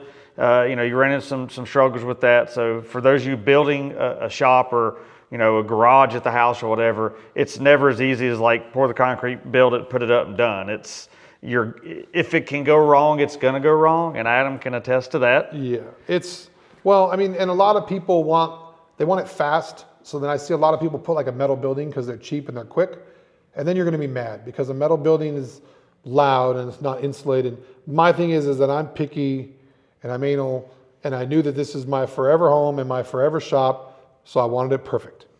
And I had a plan, and I did not deviate from the plan. I said, this is what it's gonna be, this is what it's gonna have, and hell or high water, I'm gonna do that. So I forced myself to just do it like that. And unfortunately, with the cost of building materials and everything else, it probably went. And what's funny is the actual building of the shop, I timed them. Like I was thinking about it when I was done.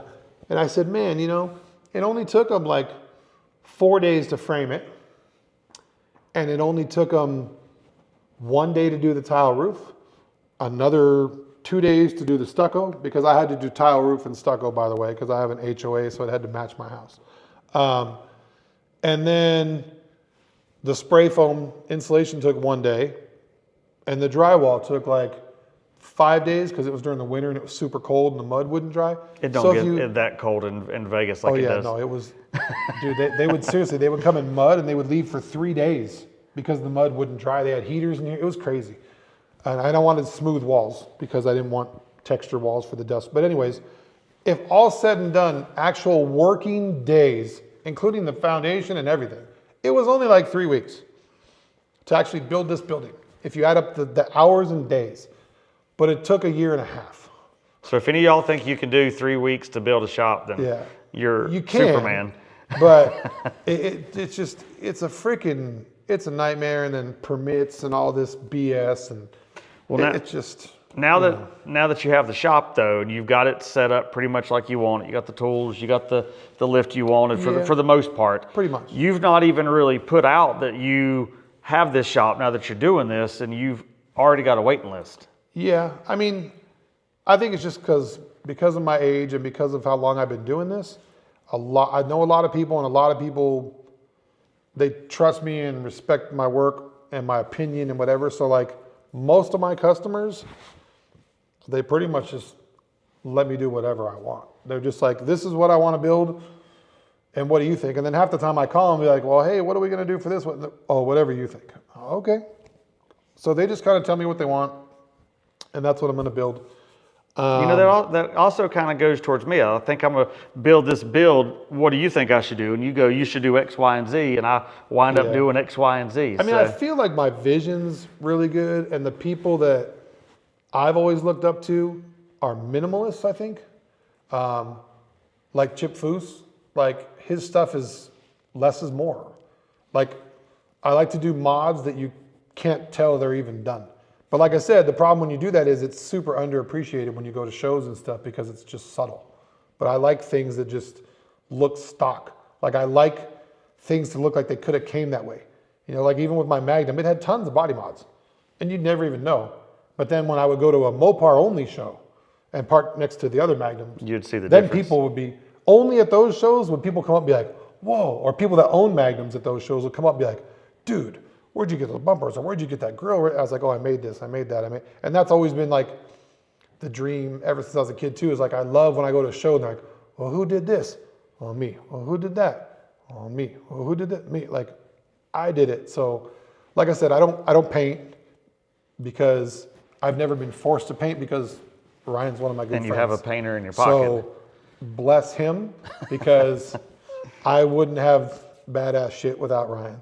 I have a crazy stereo in my daily, that Bob did that. Bob did the stereo in my Magnum. So Ryan and Bob are the only two people that I will do trade work with because like I bagged Ryan's Cadillac and I worked on Bob's Blaze. Like whenever they say jump, I say how high and I'm there. Us three will always help each other. Everybody else, we've all been burned by trade deals. I will never do trade deals anymore. But just for them two, I'll always do them because we're homies.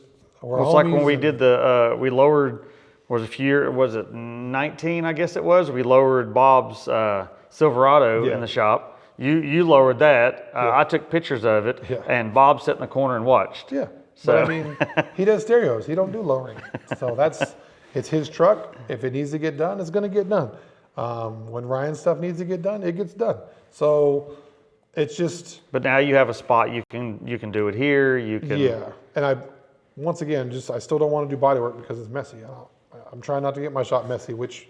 You're doing metal work, it still gets messy. Oh yeah, my computer was covered in metal dust today. Kept blowing it off. I'm like, what is all this black stuff stuck to my speakers? There's metal shavings floating in the air, so. But yeah, it's just, I don't know. I mean, it's a fun ride. I'm still doing it 30-something years later. And besides the convention stuff, it's the only job I've ever had. But I still built cars during that time. And it's crazy. And I could go for hours and hours and hours. I mean, like when I was on OLP, on his podcast, we ended up talking about the lowrider stuff with Derek, and he didn't know that I knew Derek and grew up doing all that stuff. We ended up we forgot to even talk about Extreme Lows or the club or any of that. And that was a mini trucking podcast. Or your Magnum or anything. And then he was like, oh yeah, I remember I talked about your Magnum on my podcast when it was at SEMA. And I was like, yeah. And so it's like, and SEMA was just here this week, and I only go for a day or two now, when before it was like, I'd live for SEMA and be there every day, open to close. And now that I've been going for 20-something years and had, I don't know, close to probably 20 cars in there if I had them all up, it's just, I know what it is. It's a trade show. It's not a car show. And everybody wants to talk about, oh, these hacked up cars at SEMA. Okay, yeah, there's a handful of hacked up cars, and there's hundreds of beautiful $1 million cars. Well, so, you've had a hand in several of my builds. You'll think we put the door handle, you put my door handles on the blue truck when it came. I flew you out and you bagged the Subaru and did the train horns and all that. Yeah. Try to think, we swapped the wheels off on the Ram here. Yeah. So I also used to fly Adam out when I did my Scraping the Smokies show. I'd say, okay, how many judges do you need? I'd get the judges lined up. I'd come out. Adam would run it into the show. He'd hand me a paper. It says, here's the winners. Here's the list. Yeah. Done. I didn't have to worry about it. He knew what he was looking at. If someone wanted to complain while they didn't get a trophy, Adam would tell them why they didn't get the trophy. That's my favorite. So I did that for a while too. I was a show judge, and because of low riding, and then they used to have this show called the RG Canyon shows back in the day, and they were super high end and points were super strict, and or even like Truck Jam, where like there was a class for Nissan, Mazda, everything was separate. So you knew like how many points you need. So I was really into that because of low riding. Everything was points. Every little, there was minor mods, major mods, body mods, suspension, everything was point system. And then people couldn't figure out like, well, if you build it for points, you could win by points, even though your vehicle doesn't look as crazy. But it also goes the other way. You can make it look crazy and have no points because it's shit. So I used to always love enjoying, because people think like, oh, I just throw this big blob airbrush paint job on and I should win best paint. No, not if there's overspray in your door jambs and overspray under your hood and your tape lines. You could feel them, and it's just, your airbrushing's all blown out and dry. So because it's a blessing and a curse. Because Benny Flores has painted cars when I was a teenager. He's like world-renowned lowrider painter. I've been blessed enough to own a truck with a paint job of his when I was a kid. Like, that's crazy, you know? And then like Ryan painting my Magnum, another like dream come true. That car, to this day, it just got damaged 2 weeks ago. It's at a shop right now getting the fender fixed. And they had to call me and ask me the paint code. But like, that car still looks like the day Ryan painted it, and that car has been done for 10 years. Yeah. Like, and it still looks beautiful. And the graphics go through the gas door, through the door jambs, through the front, the back. Like, you know, it's done like a show car should be done. And I think just because of growing up like that, that's why like I was always good at running shows, you know. And then people don't realize, like, I mean, Extreme Lows, we pretty much helped put on Scraping the Smokies with you. We did Blood Drag for all those years in Florida. Yeah. We did the Ludacris show in LA, which was one of the biggest shows in LA. It was a 700 to 800 car show on a one-day show. It was huge, insane. Park it, judge it, run it, trophies, done, all in one day. So our club had a lot to do with that. And at one time, they wanted us to take over Truck Jamboree and run that. And I was like, no, we can't get into that. But I've had a lot of my hands in a lot of judging and show promoting and doing that type of stuff. But when you've been around for this long and you've worked for enough good shops, reputable shops, very smart, intelligent people, you know the proper way of doing things and the improper way. You can see hacks from a mile away. You know, like we used to always see broken frames come into the shop, and because the guy would come in and say, oh, how much to bag my truck? And back then, not now, it's not $5,000 anymore. Back then it would be $5,000. And they'd say, oh, well, so-and-so down the street, he'll do it. He said he would do it for $3,500. Well, we'll go there. Like, you know, and he would go there. And then a couple months later, he'd come by and be like, oh, well, I blew a bag and this happened and my frame's creaking and something's making noise. And they show up and I'm like, oh my God, your notch is broken. Like, your bag mount's coming out. Like, there was one guy that showed up in a Nissan hardbody. We offered to drive him home because his daughter was with him. And we're like, dude, can we take your daughter home? Like, we didn't want him to drive home. That's how bad the truck was. So I've kind of seen it all and been through all that shit. And for those that listened a couple of weeks ago where I had Johnny O on, I said how he pushed my photography vision and the way I shoot because of his influence.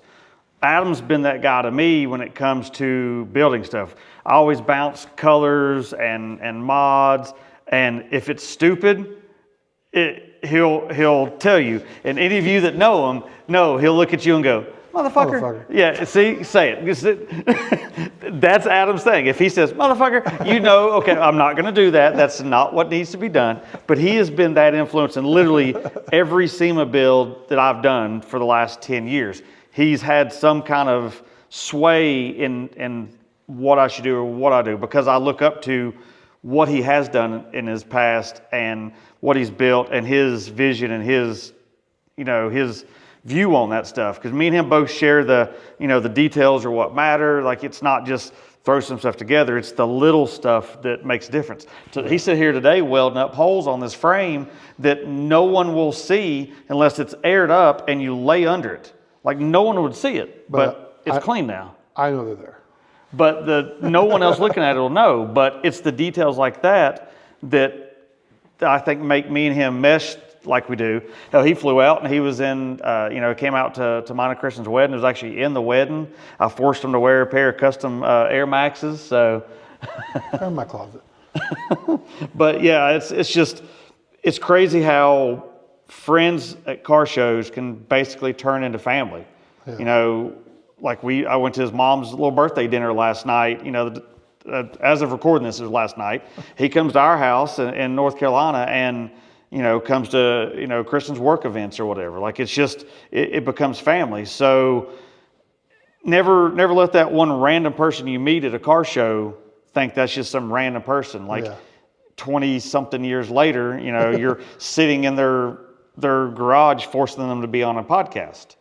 So yeah, he did force me, by the way. Now, Kristen begged to be on it, but I had to force him. He was like number one on my list, and now he's 42 on my list now. Hey, like, good things come to those who wait. So any of these kids that coming up now that are wanting to get into the shop, to get into building, to do that, I always ask people that's got that kind of background, what's one advice you would give that young kid that wants to do what you're doing now? Do exactly what I did. Walk in and just go to work. Like, you can't, nothing will teach you like hands-on. That's just the only way you're going to learn. And unfortunately, they've taken auto shop out of schools. They've even taken wood shop out because it's a liability. So these kids, they now have to wait till they're out of school most of the time, and then they're going to pay to go to this type of school. If you pay to go to these specialty schools where they're like 1 week and you're building this sheet metal car and you're learning how to bead roll, those are worth it. Yeah. But Wyotech and all that stuff, their auto body, I hired so many of those people at my shop and they're teaching you all wrong. So you have to, they're teaching you production and insurance side, which is totally different than custom. Yeah. Like opposite. Like the head body guy at Counts right now, he's been there. I hired him as we still call him a kid, but he's not 30 yet, but he's almost 30. When I hired him, he came from an insurance shop and he was making like $13 an hour back then. And I said, how much do you make? Okay. I said, well, we do working interviews here. We don't interview people there. I tell everybody, we do working interviews. So come to work for a couple days. We're going to see how you work out, how you fit in. Because sometimes even if you're a good worker, your attitude might suck. Yeah. You just won't vibe with the people and then it's not going to work. Which I think a lot more people should do that. Working interviews to me should be a thing. Because when we did it, those people end up staying. They end up being great employees, good friends. Because if you're vibing good and you get along good, work gets done faster. There's no tension. There's no arguing. There's no BS. So that kid, super passionate. And we just had to tell him, look, you come from insurance world. All I want to hear from you is okay, and that's it. I was like, if you ever tell us, well, at my work, we used to do this, I go, you're going to get fired. Because insurance work and custom work is totally different. So we had to tell him, like, look, everything you know, just forget it. Because that's not how we do it here. Because the custom world is 100% different. The body work's different. The process is different. The metal fit, every single thing is different. And when you're charging someone, $150,000 or $200,000 to build a car, everything's got to be perfect. You can't mess this little spot here, this little spot here. That ends up being a rust blister, or this ends up being this. Everything's got to have its steps, and you got to learn. And now that kid, I could just probably guess, he's probably making close to 35 or 40 bucks an hour just in 3 or 4 years. He went from $13 an hour doing insurance body work to probably 35 or more now. And he's a badass now because he listened, he absorbed it, and he's super passionate. And what's crazy is he works at a hot rod shop, but he's a full-on like European kid. He drives a bag BMW and his daily's a BMW. He's like a German fanatic, but he works at a hot rod shop. And then it's the passion there. Yeah, one of the other guys, the head metal fabricator over there, he don't have nothing to do with hot rods. He's badass, dude. Sheet metal, everything. He's the one that does all the crazy rust repair, quarter panels, wide bodied flares, making stuff by hand and everything. He's a Jeep guy. He off-roads on the weekends, and he has a Jeep soft top and a Jeep Cherokee old square body that's got crazy travel and all that stuff. And he's an off-road guy, but he's a hot rodder during the week. So he's passionate, he's good, and it's just crazy how some people have the passion. You don't have to do like, if you have a European car, you don't have to work at a Euro shop. Yeah. And if you have a hot rod, but you love JDM cars, cool. And I have a German car too. That's my other car, my Jetta that I cut in half and turned into a truck. So I have a German car, and I've had American cars, and I've had Euro tuner cars, and I've had cars, trucks. I seem to always end up with a truck. I feel like I'm a truck guy. And I still have my mini truck. So I have an 87 Toyota that is one of my first trucks I've ever had. And now I have another one, extra cab long bed, that I'll never sell and never get rid of. And it'll be done someday. Very similar to how my truck, it'll have Renaults. It'll have, some 80s, some 90s with some modern touches. I'm going to mix it all together. So it's a timeless mini truck that'll look like it was brand new out of the dealership in 87, but it'll also look super cool for the next 20 years till Yeah. I give it to my grandkids or something. So I guess one more thing with when you started the shop, you had to come up with a name. So it's AMF Garage. So explain for those that know him already know where this is going. So explain the name of the shop when you had to create a shop name, quote unquote. So I don't remember who I bounced it around. I think I might have sent you some ideas and John some ideas, and I just kind of shot it out there, and I don't know. I just always come back to that. I don't know why I say motherfucker. I just always say motherfucker. I thought you said it was Adam's Metal Fab. Well, that's the corporate name. Oh. So. And what's the real name? It's Adam's motherfucking Garage. Okay, so like I said, you guys that know Adam knew where that was going. So. But if corporate people ask, or a sponsor asks, or if you would like to put some of your product on one of my trucks, whatever, it's Adam's Metal Fab Garage. But you got to have. It's just we're car guys. It is what it is. Like, it's initials. My mom thought it was Adios Motherfucker, and I'm like, what? She goes, oh, that's a drink that your dad used to like back in the day. And I was like, oh. Like, as soon as I told her, she goes, Adios Motherfucker, and I'm like, what? I'm like, well, you got the motherfucker right. But I'm like, A is kind of my name, Mom. But I'm like, what is that? So I found out that was a cocktail back in the day that my dad used to drink. So either way. And those also that know Adam know he's not the most social media savvy, but you guys need to follow his shop page, AMF Garage 702, which is the Vegas area code. So I've been trying to do a crash course in Instagram. I don't even own a computer, people. Okay, I have an iPhone. That's about as savvy, and I do have an iPad. Lost. It's in like a drawer somewhere. But I'm making him do I don't more like stuff computers. in the build. I don't like social media. Is antisocial. Well, follow his page, and you'll see some of the cool follow stuff my he's doing. business page. I'm going to try to be better. I'm taking lessons this week with Brandon. He's training. I'm a social freaking media person in training right now. Influencer class. Influencer. I would never be I would call that a douchebag. That's not an influencer, but I'm old school. That's what we call them. So give his page a follow, and it's what's your main Instagram? The XL Prez. XL Prez is just my personal, and you can see I have a whopping like 12 posts for the past like 7 years. We're gonna make him do better on the business page. So I try not to. I don't really put my business out there. I don't share my family life. I post a couple things with the grandbabies. I mostly share stuff. I share jokes. I share a lot of dancing. For those of you that don't know, like I've been known to dance a little bit. So whatever. But just because he's in Vegas don't mean he's strip dances. Yeah. So I used to be into breakdancing and DJing and all that when I was younger. And yeah, whatever. I can cut some rug. There's some video footage of my wedding where that happened. So. And I also became what is that? An emoji? What do you call that little? GIF? A GIF. My buddy made me a dancing GIF last year, and it was undercover. I didn't even know I was being recorded. And then he made it a GIF and shared it, and it got like millions of views, and he thought it was the funniest freaking thing ever. So thanks, Mike, if you're watching, dickhead. All right, well, I appreciate you guys checking this out. Like I said, it's a different setup than I've done before. If this works out like this, you guys like it, let me know. We might be able to do more one-on-one interviews like this. It probably won't be in cool garages like this, but we can make it happen. Someone's living room under a tent at a show or whatever. But appreciate you guys checking us out this week. Listening to Adam's story. Like I said, too many stories. I'm sorry.